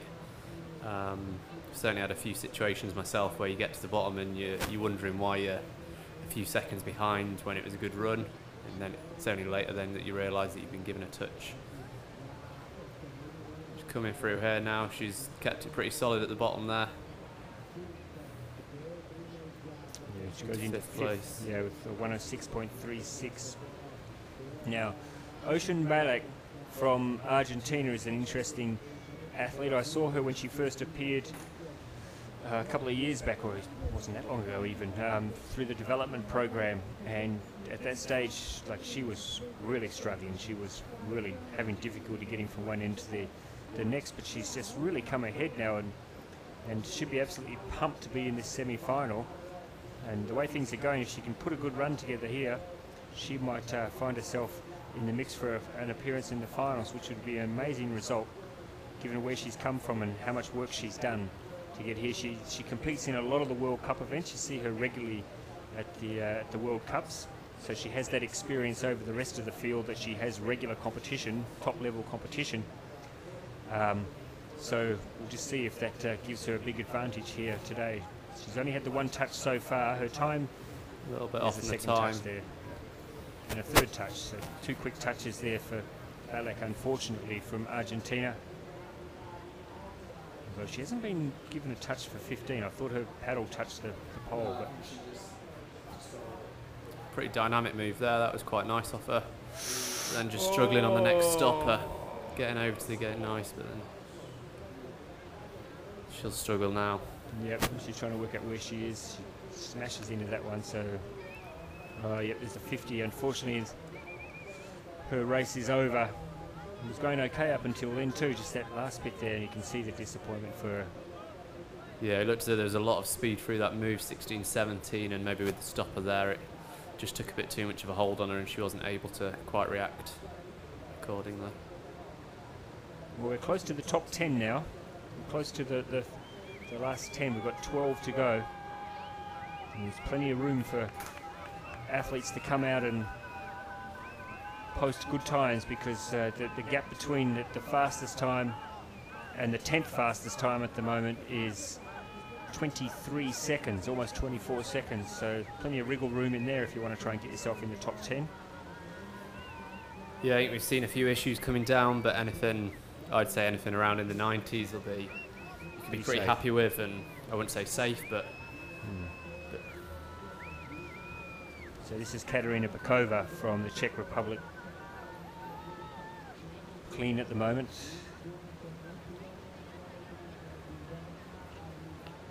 Yeah, I think her time's going to be had a pretty in solid the 90s. run there. I think she could go into first place with that one.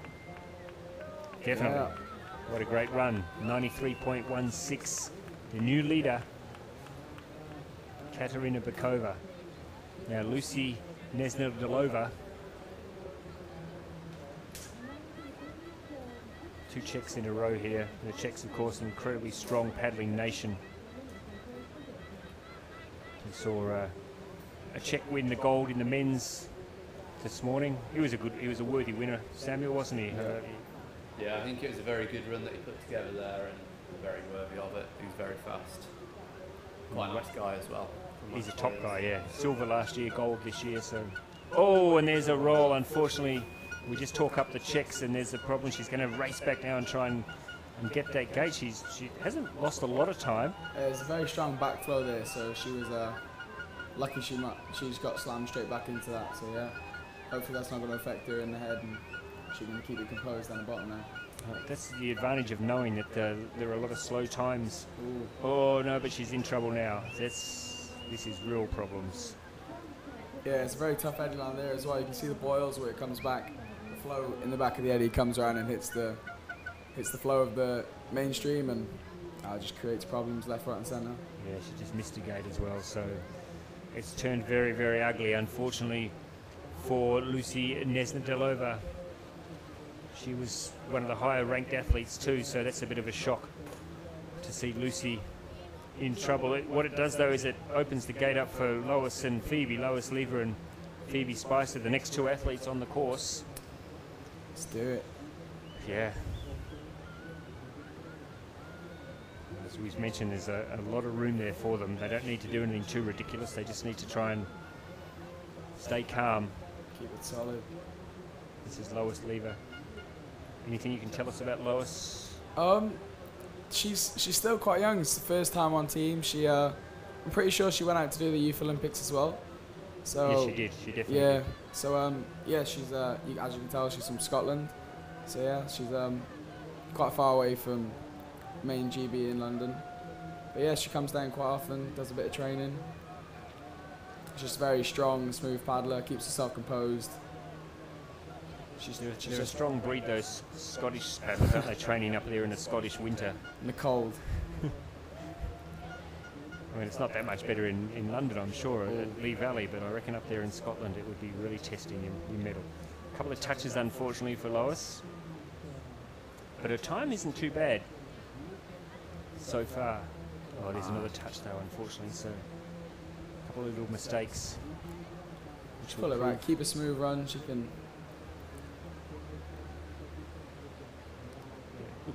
She may find herself in about 7th or 8th. Yeah. As we go through now, she's going to be 5th. 5th. Okay. It's not impossible. No, it's definitely not, yeah. because we've now got the first of the qualifiers. So Bokova, Katarina Bokova from the Czech Republic is through. And Lois is 5th at the moment. Now this is Phoebe Spicer. Phoebe, tell us a little bit about Phoebe. Yeah, Phoebe's another one that came through the TID program. And she's based in London, so she lives there. She goes to school there and everything. Yeah, really nice person, really chilled, very loud, like she's very passionate about her football. Like you talk about football, you can be there for hours. So what's her team? I think it's Orient. I think that's a team from back home. Yeah. Leighton Orient, my goodness. It was interesting watching at the last World Cup, and Kimberly Woods, when she finished one of her runs, she looked up at the camera and said, "It's coming home." She said she was, and then she kept on saying it every time a camera was nearby. She kept on going, "It's coming home." But unfortunately for Kimberly and for the rest of England, it didn't come home. But Thank God for Wales and Scotland it didn't come home. But yeah. Oh, don't say that. You won't be allowed back through immigration. Good run so far. Yeah, from it's Phoebe. been really smooth. Gets to this last gate clean. I reckon she's got a really nice run there. She's going to be. Yes, Yeah, that's Phoebe. a good result. Good result for Phoebe. Puts her in third behind Bokova and Hozeva. So Waiting for one more to come down to get that Q next to her name. yep, A very good run there. One touch, which as we've seen is pretty impressive. And just, yeah, solid on every move. Real good. that's a good run from Phoebe. So she's sitting third. Lois Lever sitting sixth. Madison Corcoran fourth. Naomi Randle fifth. And just 8 more athletes to go. And we'll decide the makeup of the final later on this afternoon. The sun has come out here, I'm happy to say, in Ivrea. Certainly didn't look like it was going to be a sunny day this morning. And last night it was just absolutely torrential, the rain. But I just need to bring you up to date as well. The men's canoe cross this afternoon has been put off till tomorrow afternoon if you're waiting to watch that. So that'll be on tomorrow, the extreme canoe slalom for the men. The women's will still be on this afternoon though, but the men's has been put off till tomorrow afternoon. So for those who might be hanging around waiting to watch that. Now we're seeing Emma Vouton from France here. She's 2 touches and had a bit of a trouble in one of the pots there. But her time is going to be, she might find herself just outside, I think, unfortunately for Emma. Sixth at the moment, so that puts Phoebe through. Phoebe is safely through to the final and knocks Lois Lever back to 7th. Leah Novick is the next athlete on the course. Leah is from Slovenia. We have some pretty good quality athletes coming up now, and we'll see some pretty fast times, I think. Oh! Just a bit of issue with that Eddie line there. I think if she can get back on it and deliver the rest, she might be in with a chance still. Yeah, she didn't lose a lot of time. Just needs to keep in her head that she hasn't lost it yet. There's still plenty of time that can be made up on the rest of the course. 8 seconds down, but the gap between 1st and 10th is 14 seconds. So 8 seconds will probably put her midfield. Oh, a little bit of trouble there as well, though, for Novak. It's about now, wouldn't it? The muscles would be starting to ache, so that everything would start to feel like. Yeah, just as you're hitting the big water where you really want to be at your freshest is where you start to feel a lactic. You can tell she's just taking it fairly easy around here, trying to conserve a bit of energy, obviously. Let's see, she will be on the cusp, I think, of top 10. Yeah, 10, right on 10. So that puts Madison Corcoran into the final, the American who went off very early in the piece. Yeah, it was a good early run off her, and I think credit to her, she kept the discipline and it was good mentally to get that run out. It was like Thomas this morning. I mean, he was the first athlete off and set such a cracking time early on and just sat back then and watched everybody else stuff it up. Yeah, Tom's real good at just putting solid runs in. He's a very consistent paddler, so I think it was good for him this morning. This is Angèle Hug. What a nice name. Angèle Hug from France. Yeah, just a little bit off on the splits there, but still within touch of that top 10 position.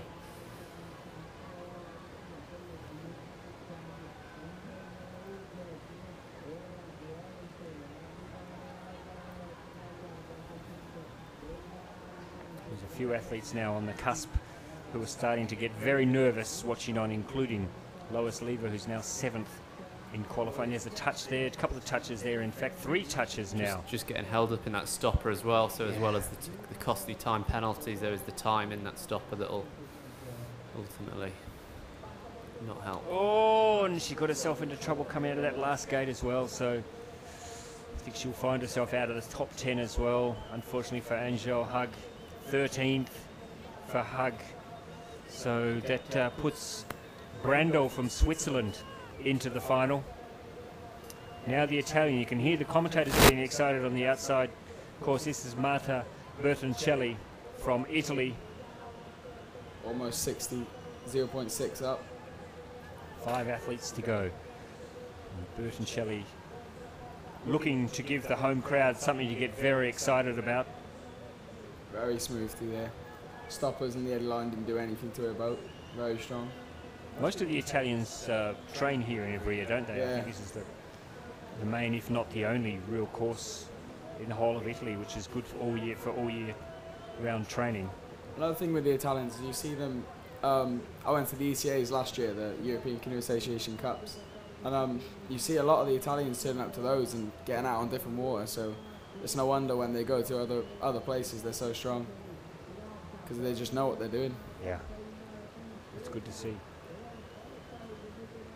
So a good solid run here for Bertoncelli as well. I think her time's going to be easily top 10. If she holds it through the last gate and then heads for home, she's going to be around 4th or 5th, I think. She comes through now. She's 4th. Good time for Marta Bertoncelli. She is safely through, and she's very happy to be through to the final in front of her home crowd. Galaskova. Yeah, this girl can paddle. Oh. She's a very, very good paddler. Tall, very tall paddler, but was very impressive last year at the World Championships in Bratislava. And she will be one who will really challenge for the gold medal, I think, if she's in anywhere near her best form. Yeah, for sure. Anthony Galaskova from the Czech Republic. Once again, another paddler you see out of the ECAs very, very often, and most of the time, if not all the time, up in that top spot. Yeah. Look at that. That's nice. Really She's good. not afraid to commit to anything. Like, you don't see a lot of girls smashing out sweep ups and things like that, and she's just pushing the lines.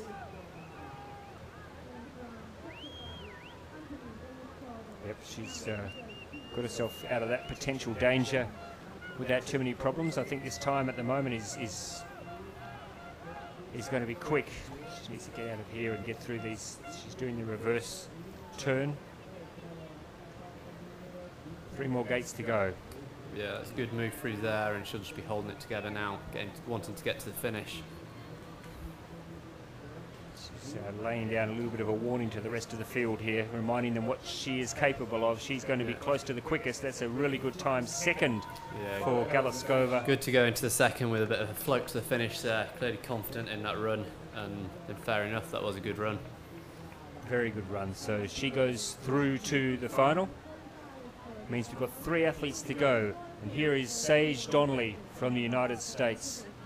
Fitness won't be a problem for Sage. No doubt about that.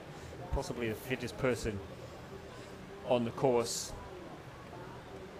Just loves paddling, loves canoeing. Just getting caught by that eddy a little bit, but reacting really well.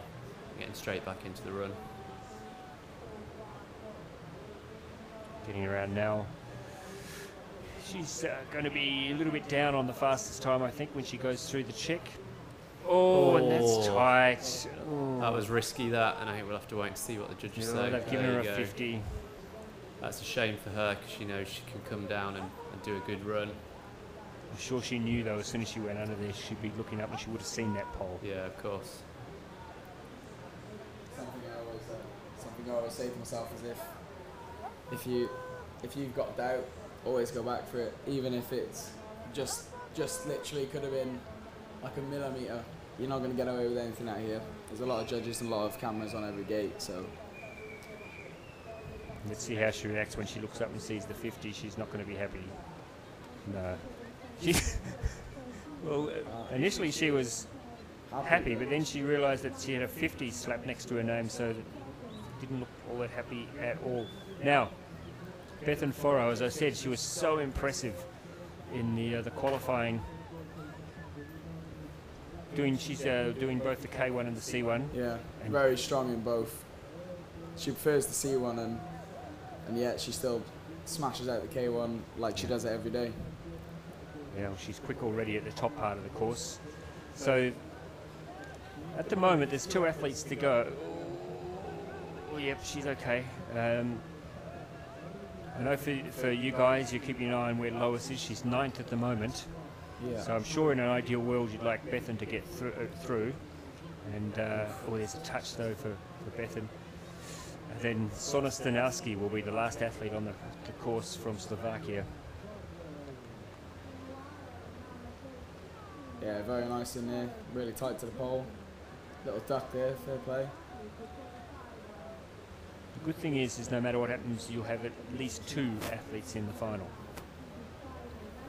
That's good to know. Yeah. That feels good. Yep. Like to have all 3, but 2. That's a. Well, I think Bethan's going to be okay. This Yeah. time's going to be quite competitive. It's going to be good, actually. She'll be fine. She's 5th. Look at Fist that. pump there for Bethan. So Bethan Foro is safely through. There's an asterisk next to her name as well, but even if she gets added with an extra penalty, she'll still be fine for Bethan as long as it's not a 50. So Foro 5th. And here is the last athlete, Sona Stanowski. Such a skillful paddler, strong paddler. It would be a major surprise if she couldn't get through to the final. So good in K1 and C1.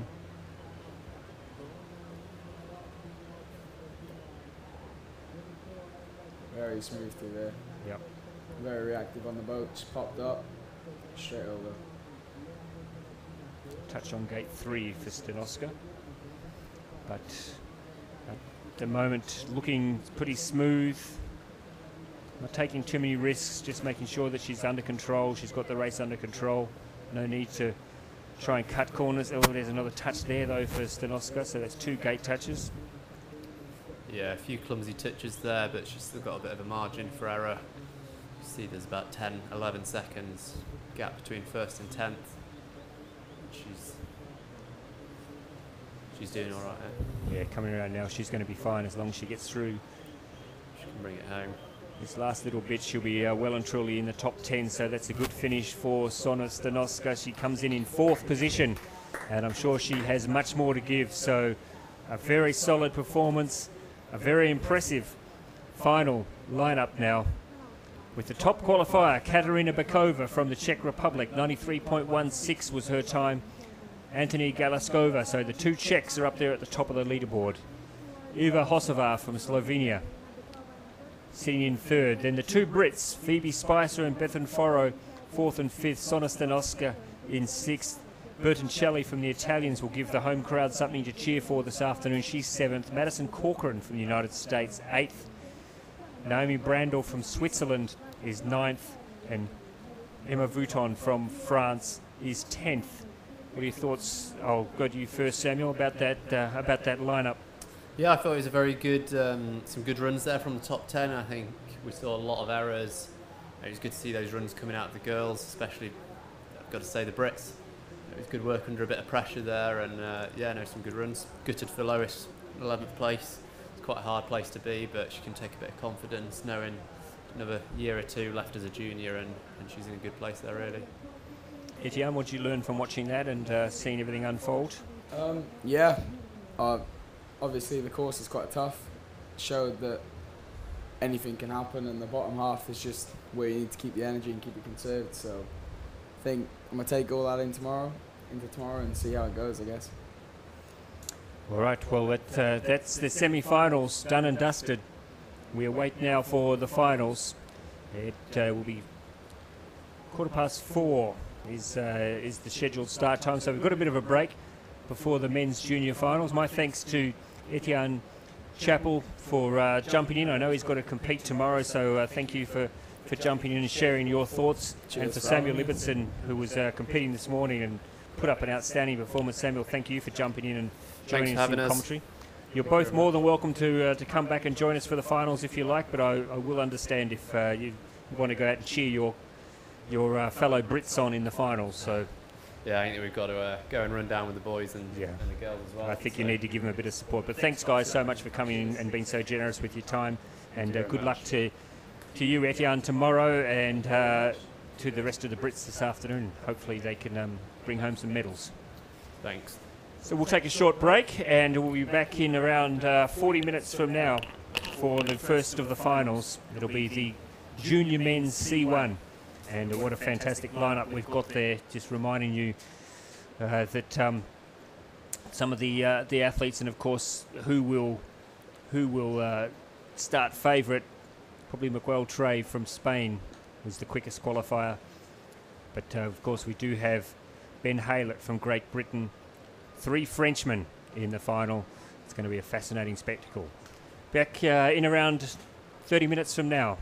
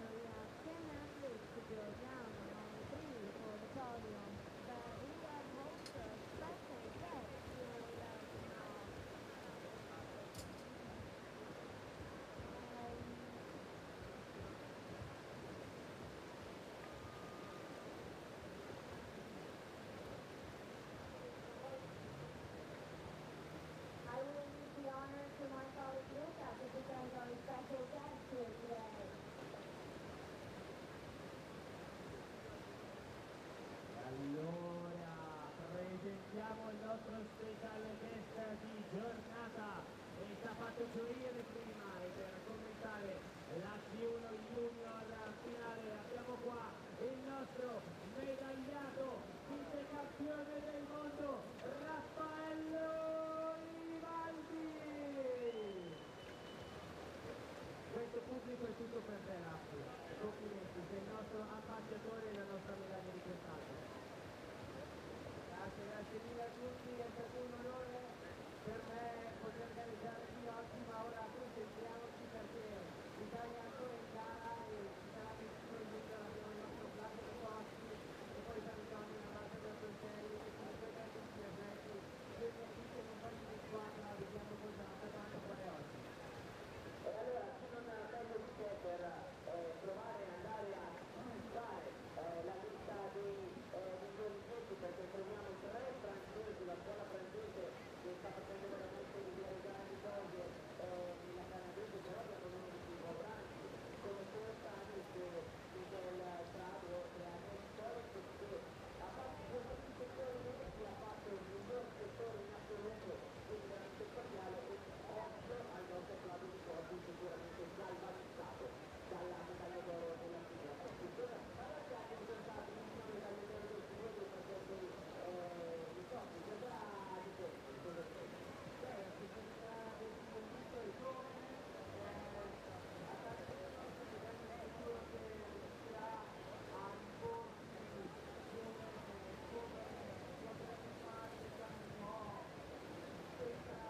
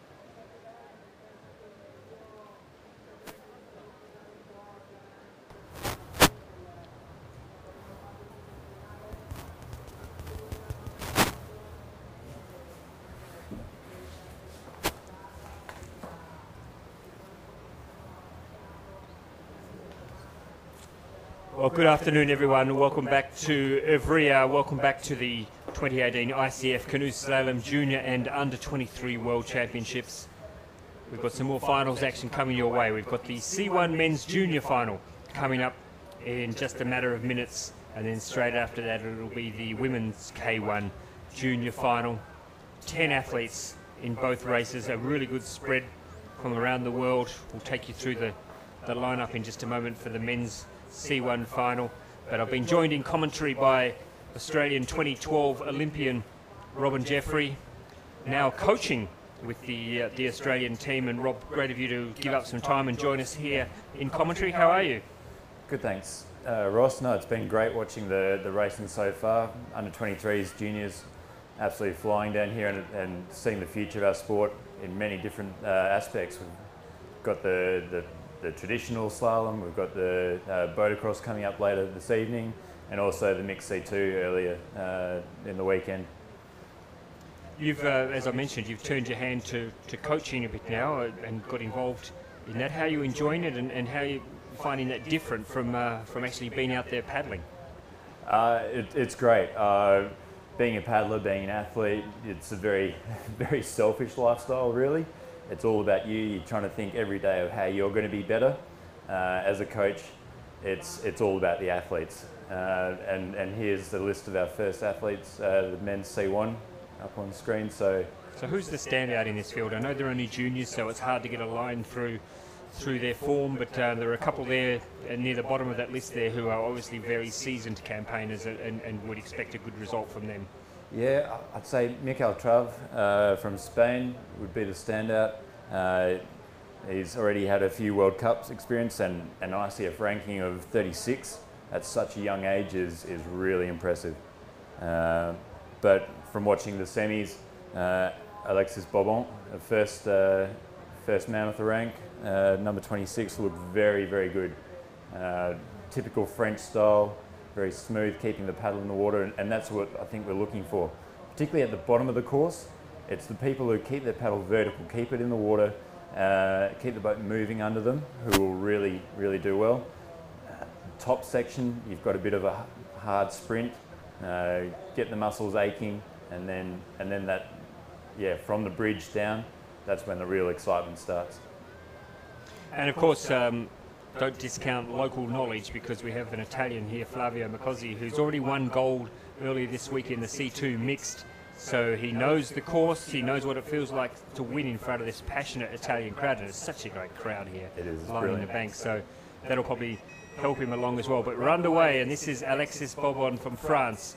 As Robin Jeffrey said, he was looking very impressive in the semi-finals. But he smashed the wall there on his nose. That's the tricky thing with being a lefty on that move.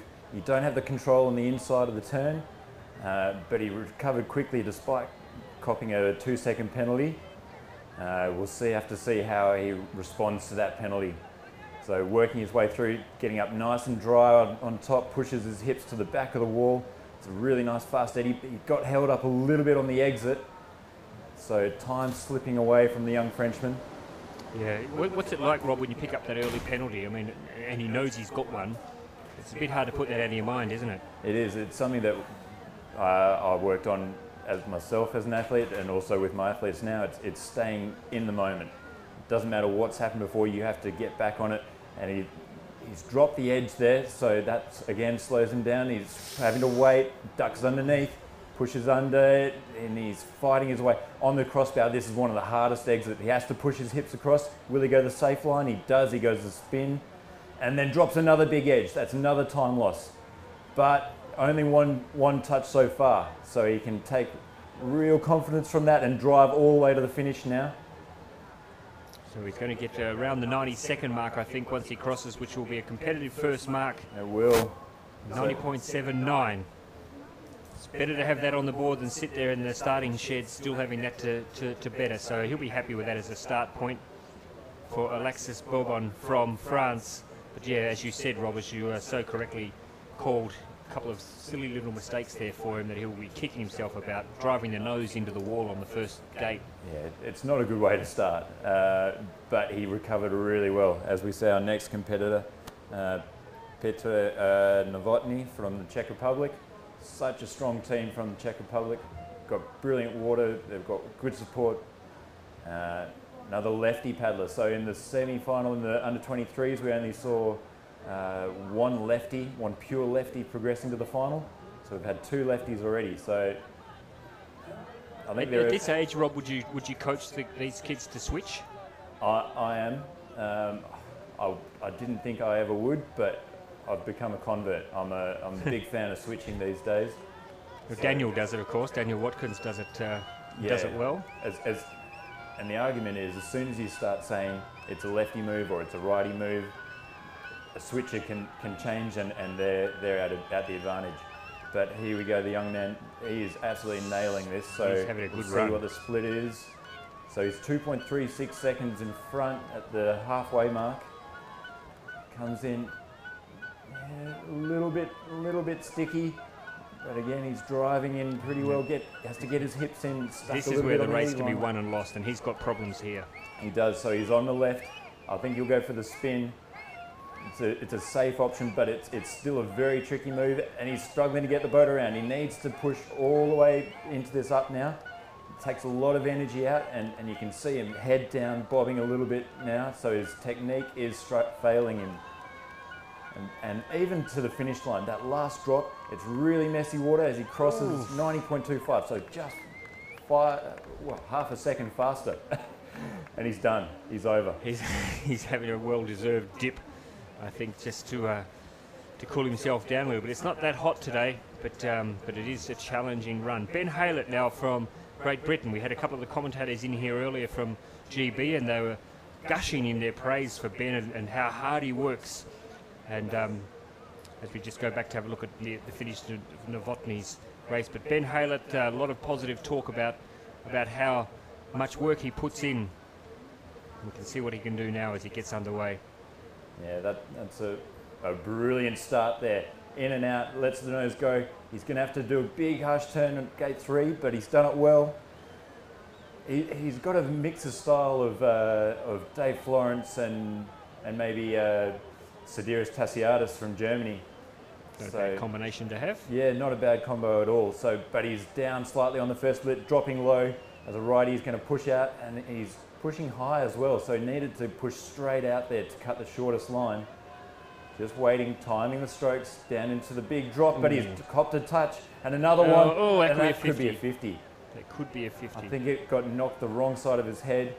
He's going some old school moves here to do the 50. The 50's gone on for gate 11, so that's disappointing for Ben. Young man just getting caught on the tail. So as soon as your weight gets pushed back, you're in danger of getting the tail caught. And that can be very hard to hold your line and balance. And now he's dropping low again into gate 16. So it's just brutal. Once you make a mistake on this course, you're fighting your way back physically. And that can take more energy out for the bottom section.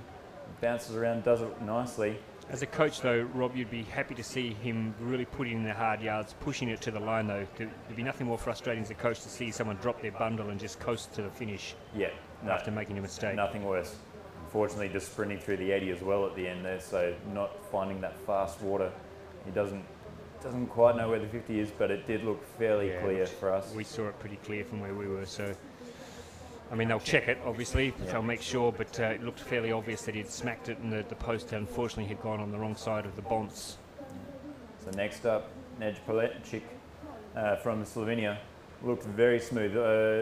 Again, I think his style influenced by Luka Bozic from Slovenia, so very light paddle placement, driving with the hips. Luka's someone that I try and get my paddlers to look at for his style. So Polenchik, I think he looks the goods. It's just whether he has the raw speed on this top section. I think he'll come into his own on the bottom section, but yeah, there we go. So he's down and could be out. He's able to do a double up on gate 8. Just spun too early, didn't he? Just went into the corner way too early. Yeah, getting a little bit excited there. Now you can see the smoothness of the style, just lifting up over the stopper. But he's going to have to really fire down the bottom here now to have any hope of the medal. I'm sure at the back of his mind he must think, my God, my World Championships have slipped away. Yeah, so +7. You never know what can happen. And as we saw this morning, another touch, unfortunately, just on the back of his head. Oh, and he's stuck. Getting taily. But he's fighting his way down, and good use of the stopper there. So all the lefties so far have opted for a spin. I wonder if we'll see anyone go for it as a lefty. It'd be a brave move, that's for sure. So unfortunately for Polincic, this is going to put him outside the medals, and you can see his reaction there. He knows he's blown his chance to win a medal. Currently sitting in third, but we have a lot of athletes to come, of course. We've still got 6 athletes. Now, this is Flavio Mikaze, the Italian. I think we're going to, in a moment, get a couple of words from Peter Novotny. Just wait for Mikaze to get on the course, and here we go. What's your name? Home ground advantage. My name is Peter. Means so What much team in are you canoe in? slalom. I'm from Czech Pretty much Republic. everywhere you race, you see the So home how did home you feel paddlers about the race? really lifting. I'm really happy. I enjoyed the race and I have no words. And how do you feel about Ivrea? Have you had the chance to go around and visit? Yes, I really like ice cream from Ivrea and city is beautiful. And what did you think about the spectators' presence? So did you feel, how did you feel about the spectators? Ooh, I really enjoyed the race. Okay, and thank you very much for your time, and good luck with the rest of the day. So. Thank you. Takes the wide line through 14, 15, but he'll get in high now into 16. So that's where he's invested and he's reaping the rewards. Pulls it round. That's the best we've seen so far because he is on a flyer. It's going to be a good time, I think, if he can put it together. Look at the crowd behind him, Robert. They're really getting behind him, the Italians, running down the bank there. You can hear that, can't you, when you're on the... Oh, you can, and that'll give him more energy. He's staying in the fast water. Good time. 4.43 up. He's pumped. He loves that. Clean run, no penalties. Look at the reaction. He knows that that's the time that everyone's going to have to beat, and it's going to take a lot of beating. 85.82. That would have been close to medals in the under 23 category. So that shows you how fast that run was. And they would have heard that up on the start line, wouldn't they? All these guys waiting to go, they would have heard that. They know that he's done something special. Yeah. They could hear the commentator, I'm sure. They might not have heard the time, but they could hear the commentator getting excited. That's got away on the minds of the athletes waiting to take off still. Exactly. I remember Momenti at the 2012 Olympics. He yelled as loud as he could so that Peter Kaza could hear him. he knew he was on a flyer, but as we see at the top, Markus from Slovakia sliding out. This is not a good start. So I wonder if he did hear it and whether that's negatively impacted his run so far. Well, they probably know, Rob, that they're going to have to take risks. They know that there's a pretty good time out there, and if they want to figure in a hunt for gold, they're going to have to take a risk. He's already 4.5 seconds down. That's the thing. You don't plan to go slow. You always plan to go do the fastest run you can. So just stay on your plan. And it sounds easier than it actually is to do that when someone has put a run down like that. But that's what Markus needs to do. He just needs to go back to his plan, deliver what he does. I'll tell you what, it will bring the house down if, and there's a touch unfortunately, if Mikaze hangs on to win a medal. If he hangs on to win gold, I'll tell you what, you'll hear the roar all the way from Rome. But oh, and here we go, the first righty, he's taken that risk, but he cops the touch. But that's the first righty paddler to go direct 16 to 17. And unfortunately, he's lost a bit of time and a couple of touches, so he's not going to be in the hunt for the medals. No, he's unfortunately from Markus ticking away plus 9.5 seconds. Yeah. So it puts him into 4th place. So we're getting close now. We're down to the last 4. Yeah, down to the business end. And as we know, Rob, any one of these 4 could win the gold without us batting an eyelid. We would not be surprised. No, not at all. Equides from Spain was really good in the semi. We know what Gestin, the Frenchman, Bernadette and Trave, the Spaniard, what they can do. Equides gone out hard. He has. So our first switcher, and he's copped a touch on gate 3, didn't quite push over the wave far enough there, and again he's having to slow the boat down, get on the backstroke, so it's not going to be a quick start for Equides from Spain. So Yeah, it's a real art, and this is where I really like switching. Oh, that was one of the fastest up we've seen. Just ducked his head around. But the art of switching is knowing when to switch and when not to. And here he's switching for the right blade early. That's nice because that'll mean that he can push all the way into the upright 12, just popping over the stopper just before gate 11, putting a bit of flare down, a bit of Spanish flare, driving hips into the back of the gate. What's the disadvantage with switching, Rob? Why doesn't everyone do it? Is it obviously you need to be strong in both left and right? Yeah, and the problem is you still need a good crossbow. So to develop a good crossbow on both sides, that was super smooth. Inside edges all the way, running a short line, but you still need to be able to do a crossbow. This is going to be a good time. He's going to be in the mix here. He's going to be probably second, I think. Could he rue that touch? Ooh. He will. So the Spaniard goes 86.66, only 0.84 seconds behind. So he would be in the lead without that touch at the top.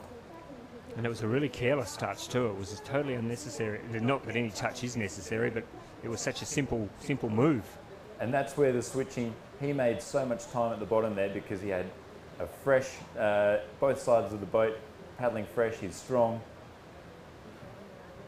Nicholas Guestian, gold medalist in the team boat earlier this week. Impressive in the qualifiers, impressive in the semis. Now he needs to hold it together in the final though. Slightly low, but he runs the speed all the way around the up 3, through 4. Nice long forward stroke. Really gets the stroke in right at the front at the catch. Pulls all the way back to the hips. So sounds simple, but it's really not that easy. But he's 0.25 down on the first split. That's not insurmountable. He's still very much in touch here. Very smooth through the drop there. It looks so easy on TV. That's one of the hardest moves on the course today. In and out. At this stage, he's really clean and keeping himself level and keeping himself. And he's picked up a bit of time there, Rob. As you said, it's not hard to pick up time on this course. And as a lefty, he'll duck in under, sweep under. Nice. And that's one of the best tracking lines we've seen. Will he go for the direct or in the final? No, he opts for the spin again. But he does it nicely. Willie, he's getting outside, running a long line into the up 19. Now needs to drive to the finish. So 10 seconds from that last gate to the finish line. He's going to be quick. He's going to be quick. He's going to be the quickest. He will. That is a good time. In the lead by 1.59 seconds. Well done. That's a good run, isn't it? That's almost. He's obviously worked very hard on where there was the best place to try something a little bit different, to try and stay in touch with the time, with the clock, yeah. and he just put it together very nicely. That is a good run. Yeah, just holding maybe a little bit in reserve at the top, but I thought he was in trouble here when he drifted out wide. Oh, we have an asterisk. Well, and he's got a 2-second penalty all of a sudden, so now he's dropped down to second.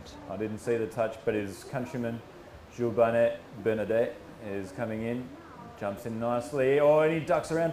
He's struggling because he had to stall and stop the boat, so it's not the fastest run, even though it looks impressive.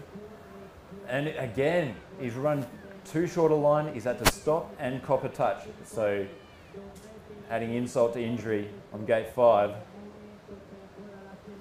So just repeating, Nicholas Guestian, who did cross the line more than a second ahead, has had a 2-second penalty added.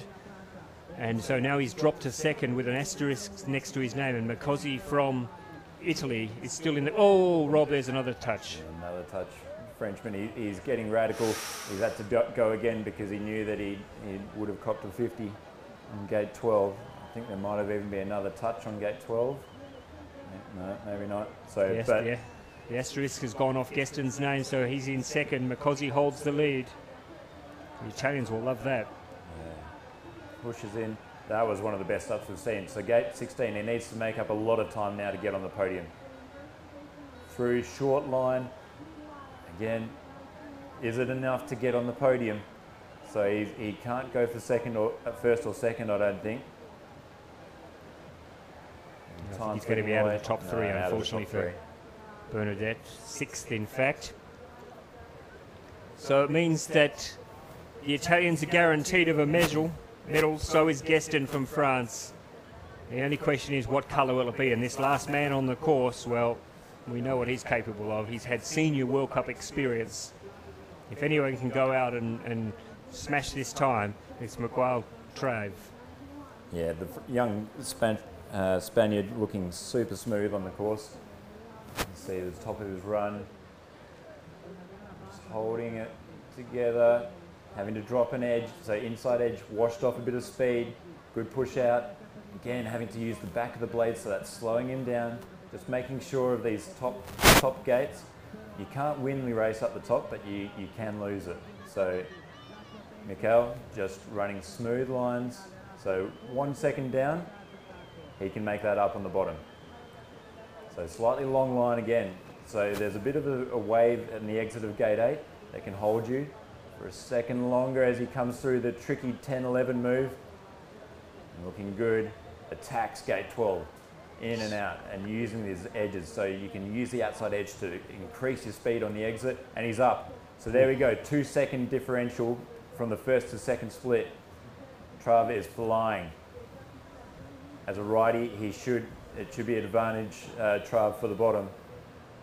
Pushes All he has out, to do is stay clean now. direct, threads the nose. That's impressive. I think this could be the winning run. They won't be able to take this away from him, Robin Jeffrey. I think you're looking at your gold medalist now. Look at the time. He's going to be well under the fastest time. This could win under 23s almost. Well done. Wow. 3.84 up. That's a sign of the future. Isn't it? That is exciting. I mean, this guy's a junior. How does that time stack up against the under 23s? Rob, do you remember what they... I don't know precisely, but I'm sure he would have had a medal actually. Let's have a look. So his time 81.98, and if we go back and look at what the gold medal result was this morning,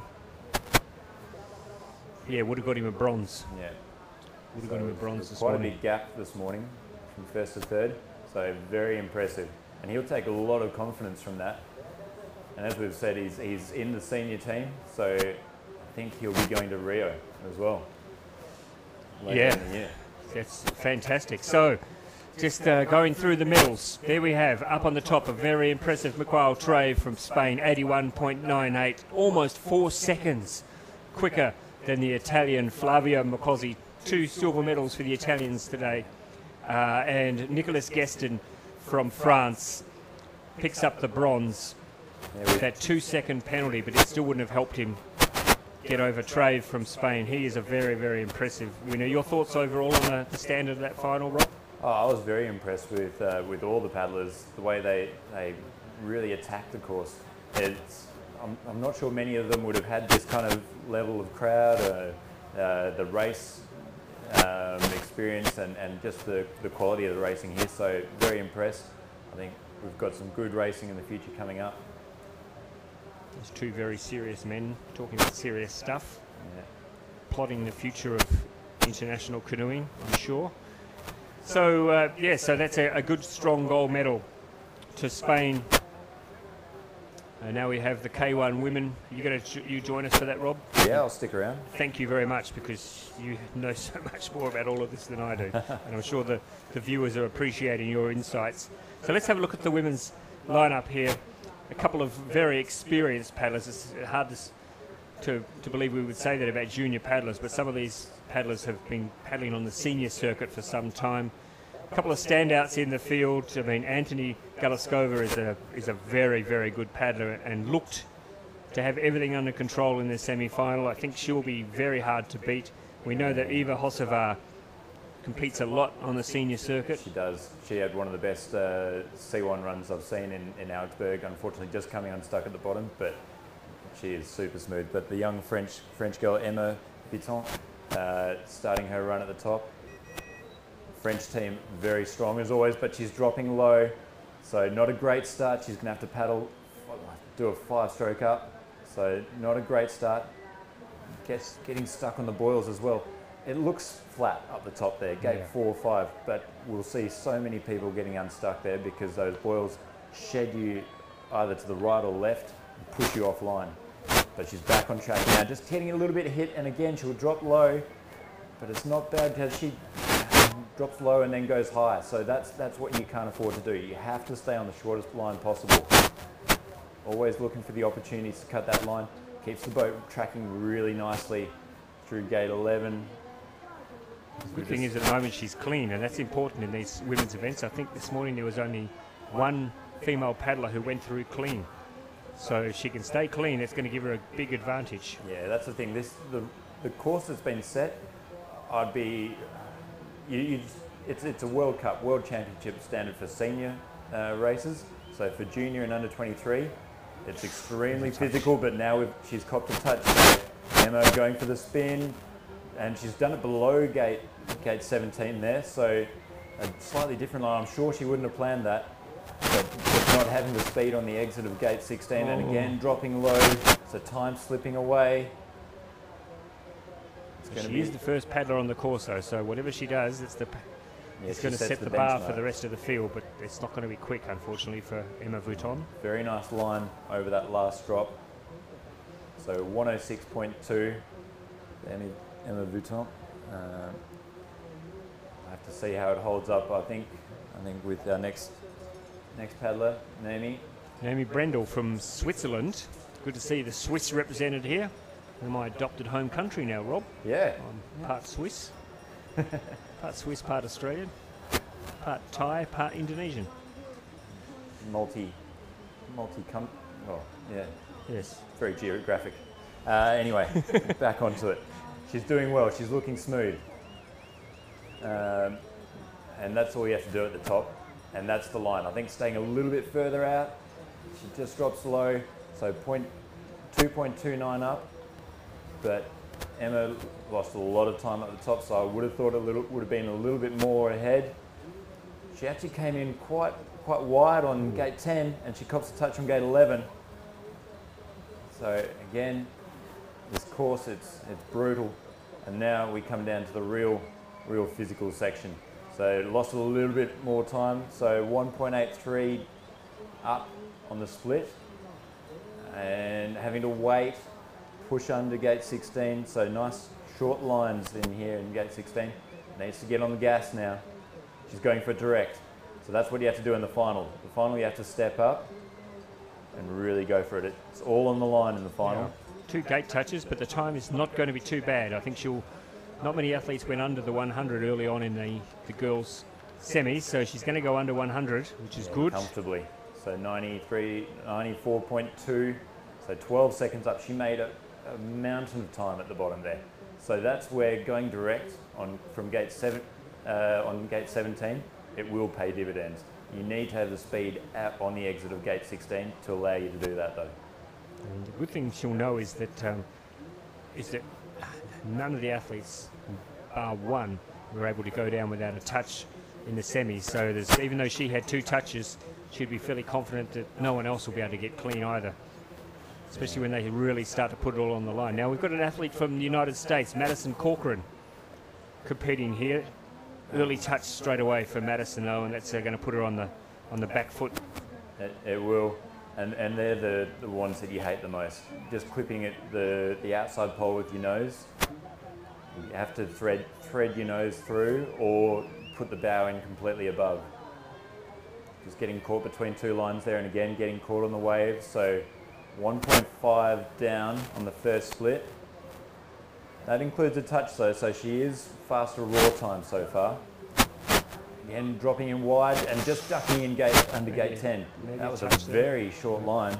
I don't think I saw a touch. I think it might still be swinging from our last paddler. She moves through, just getting a little bit stuck in the waves, but she's made time. So 1 second faster than Naomi through that section. Oh, there is a touch then, for sure. So 1 more touch added to the time, so that advantage that she made up. And again, dropping low. So will she use that for the exit? Another touch on gate 16. That's brutal. And another one. So These fell touches apart, coming thick fell and apart fast there now. from the midway stage, didn't it? Yeah. Unfortunately for Madison Corcoran, so her time is going to be outside top 3, you would think. Oh, and that's a dangerous line. There are rocks right on the left there, so I wouldn't be surprised if she hit them as she came down. So 103.42 for Madison. Not the best run, but again, that's the beauty of junior world champs. Well, and there were Everyone's some learning. good signs, weren't there, Rob? She was good Excellent early signs. on, just fell apart a little bit there towards the end. She was trying. She was going for those short lines. She really attacked it, and that's what you want to see at this stage. We see our next competitor, Marta Bertoncelli from Italy, so home ground advantage again.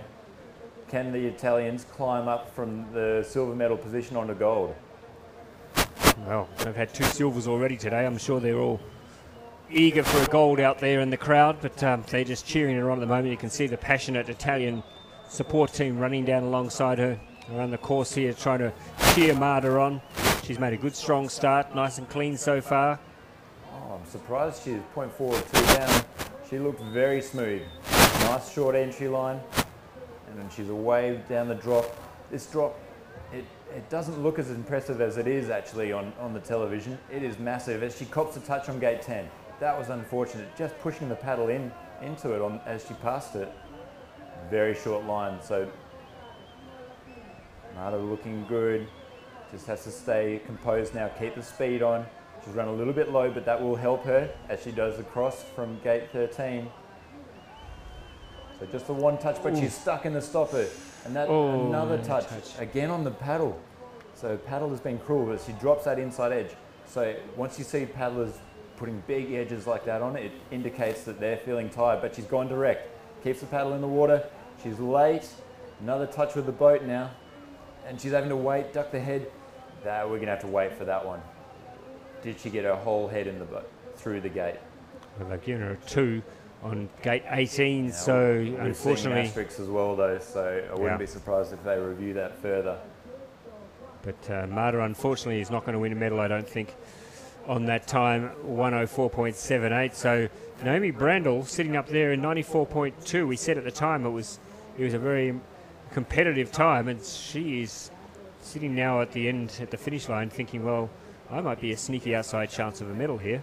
Yeah. But we have some good athletes to come, including the next girl, Sona Stanoska. She is all class for a junior. And she's had so much experience. I remember her coming to Australia, I think when she was about 11 or 12. She went to school, I think, for a little while in Australia, in Penrith. Her and her brother came out with her father. So she's had a lot of experience internationally, and it's really paying off now. So we'll see she's had a clean run so far. Looking good. How's she looking on the split? 0.21 down. So Naomi's split on the top is holding up. But this is where you'd expect someone of the experience of Stanoska to pick up some valuable time here. She's going to really know how to attack these difficult gates. She holds her width into gate 12, and the reason she's done that is to get a really fast exit. So the wider you come into it, the less turn you have to do, the less brakes you have to put on, and you can see it's paying off. So 1.94 up now. Oh, that's a very short line. Is it too short? Has she dropped past? She has got out of jail there, I think. She has.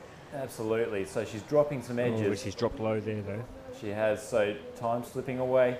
She needs to absolutely pin this last section. I think she may have missed this last gate. No, uses the wave perfectly. So stays wide, keeps the boat moving forward. I think this could challenge our leader. So very tight. She'll be, if not in the lead, she'll be only just behind. I think she's going to be in the lead. Yes. So just under a second. She will, as you said, Rob, she'll think, well, I've got out of jail there, because she got herself into all sorts of trouble and somehow managed to sneak through.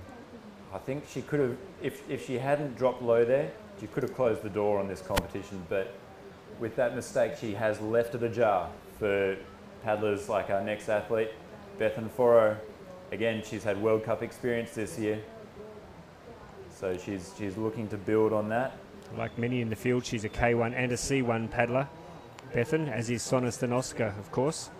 But Bethan has looked good all competition, so it's just a matter now of if she can bring that form into the final. It's a much different race, isn't it, Rob, when you're in a final compared to a semi or a qualifier? Oh, it's hugely different. It depends on how you take it, but she is flying. So one second up on our fastest split so far.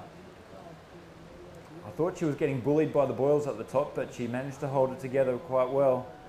Just taking a little bit more of a hit. She's sideways, pulls it back, and going for the neck option, but she pushes out high. She didn't look down. You need to look for the next gate on those exits. So she's lost a lot of that advantage and then comes in too high. How's she going to deal with it? She's going to get stuck on the wall here. I don't think that's the right option to go into the wall, and now she's copped a touch. So the run slipping away from Bethan now. And it was going so well up to there, but she's just so important now that she finishes strongly and doesn't drop her bundle, because she can still get herself into a medal contention if she can. She's having to put the brakes on again to get through gate 18.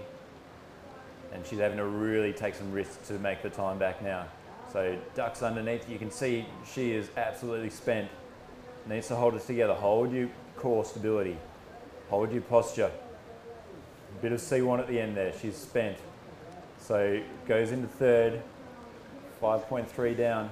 Just one mistake, Rob, how costly it can be, because the rest of her race was pretty good. It was. Even after that mistake and getting pushed on the wall, copping the touch, she still managed to deliver a really good direct on gate 17, which in my opinion is the hardest gate on the course. So she can be very proud of how she responded to that mistake. So we see a country woman, Phoebe Spicer, coming down. Very short line. She's kept the boat running, hips above. She should be able to let the nose go and charge through these gate 4 and 5 now. So very nice line there from Spicer, spicing up the course. See how's her split looking, and she's up 1.3, but she's losing a lot of time here. Oh no. She's going to have to come all the way back around.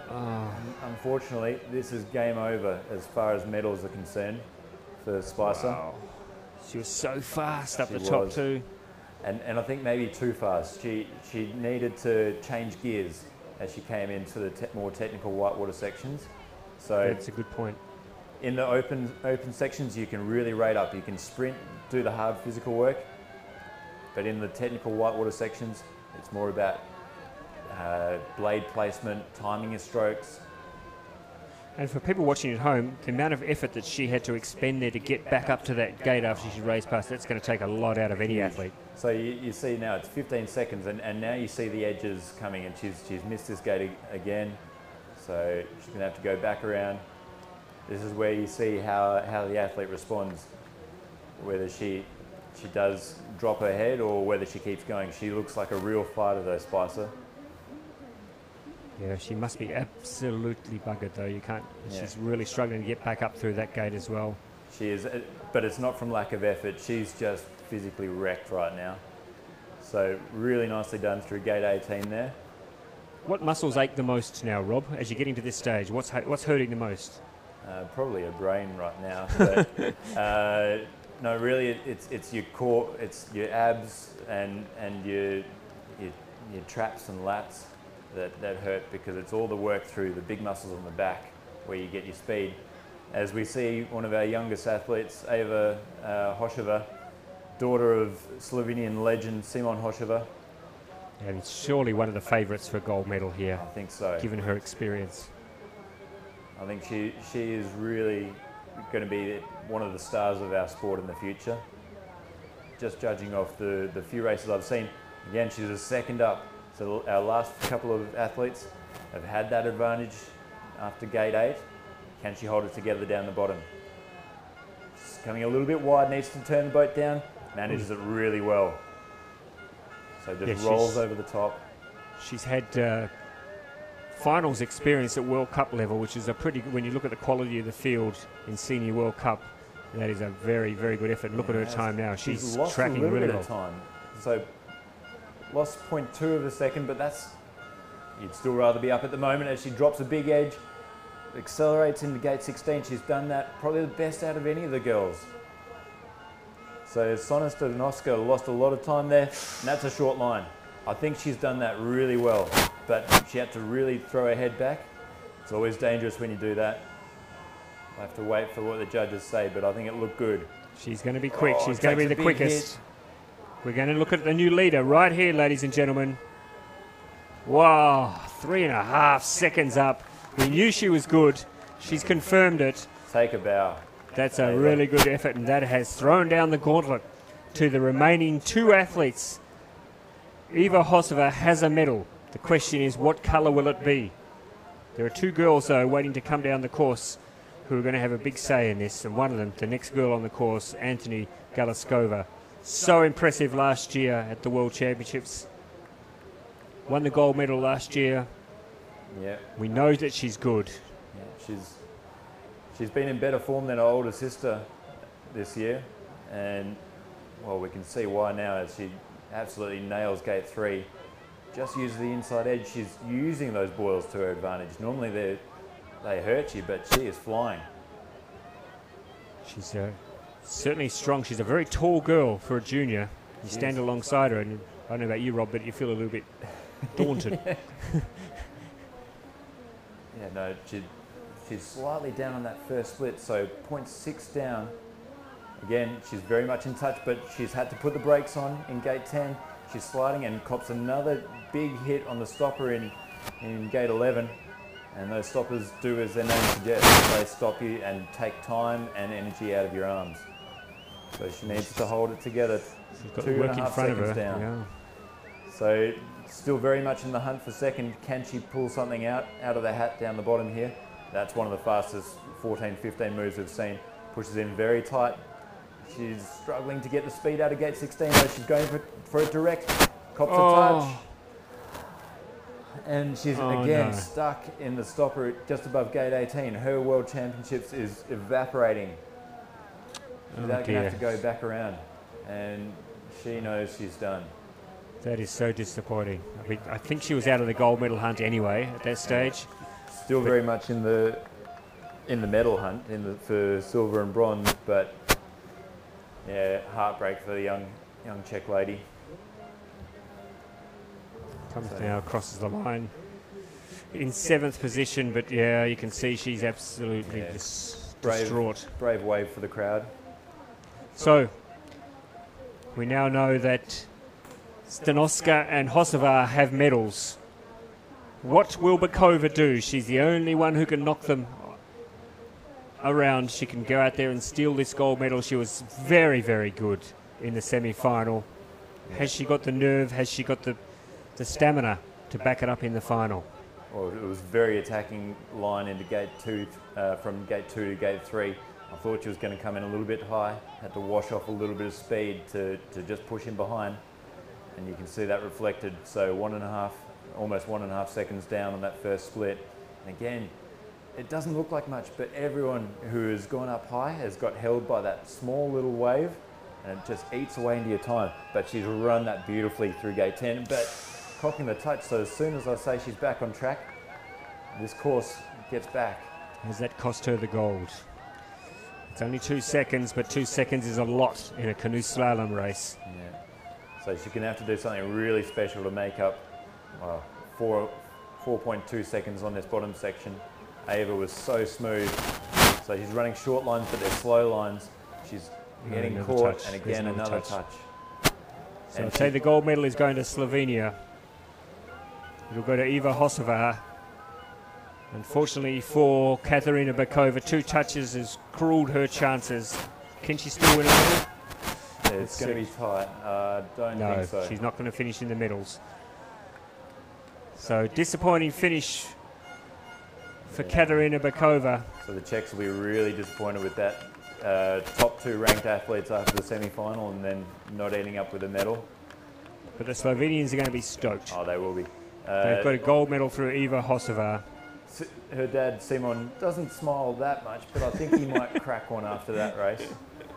Well, he should be very, very proud. And as you said, Rob, during her run, she is very much the future of this sport, this discipline. She's exciting.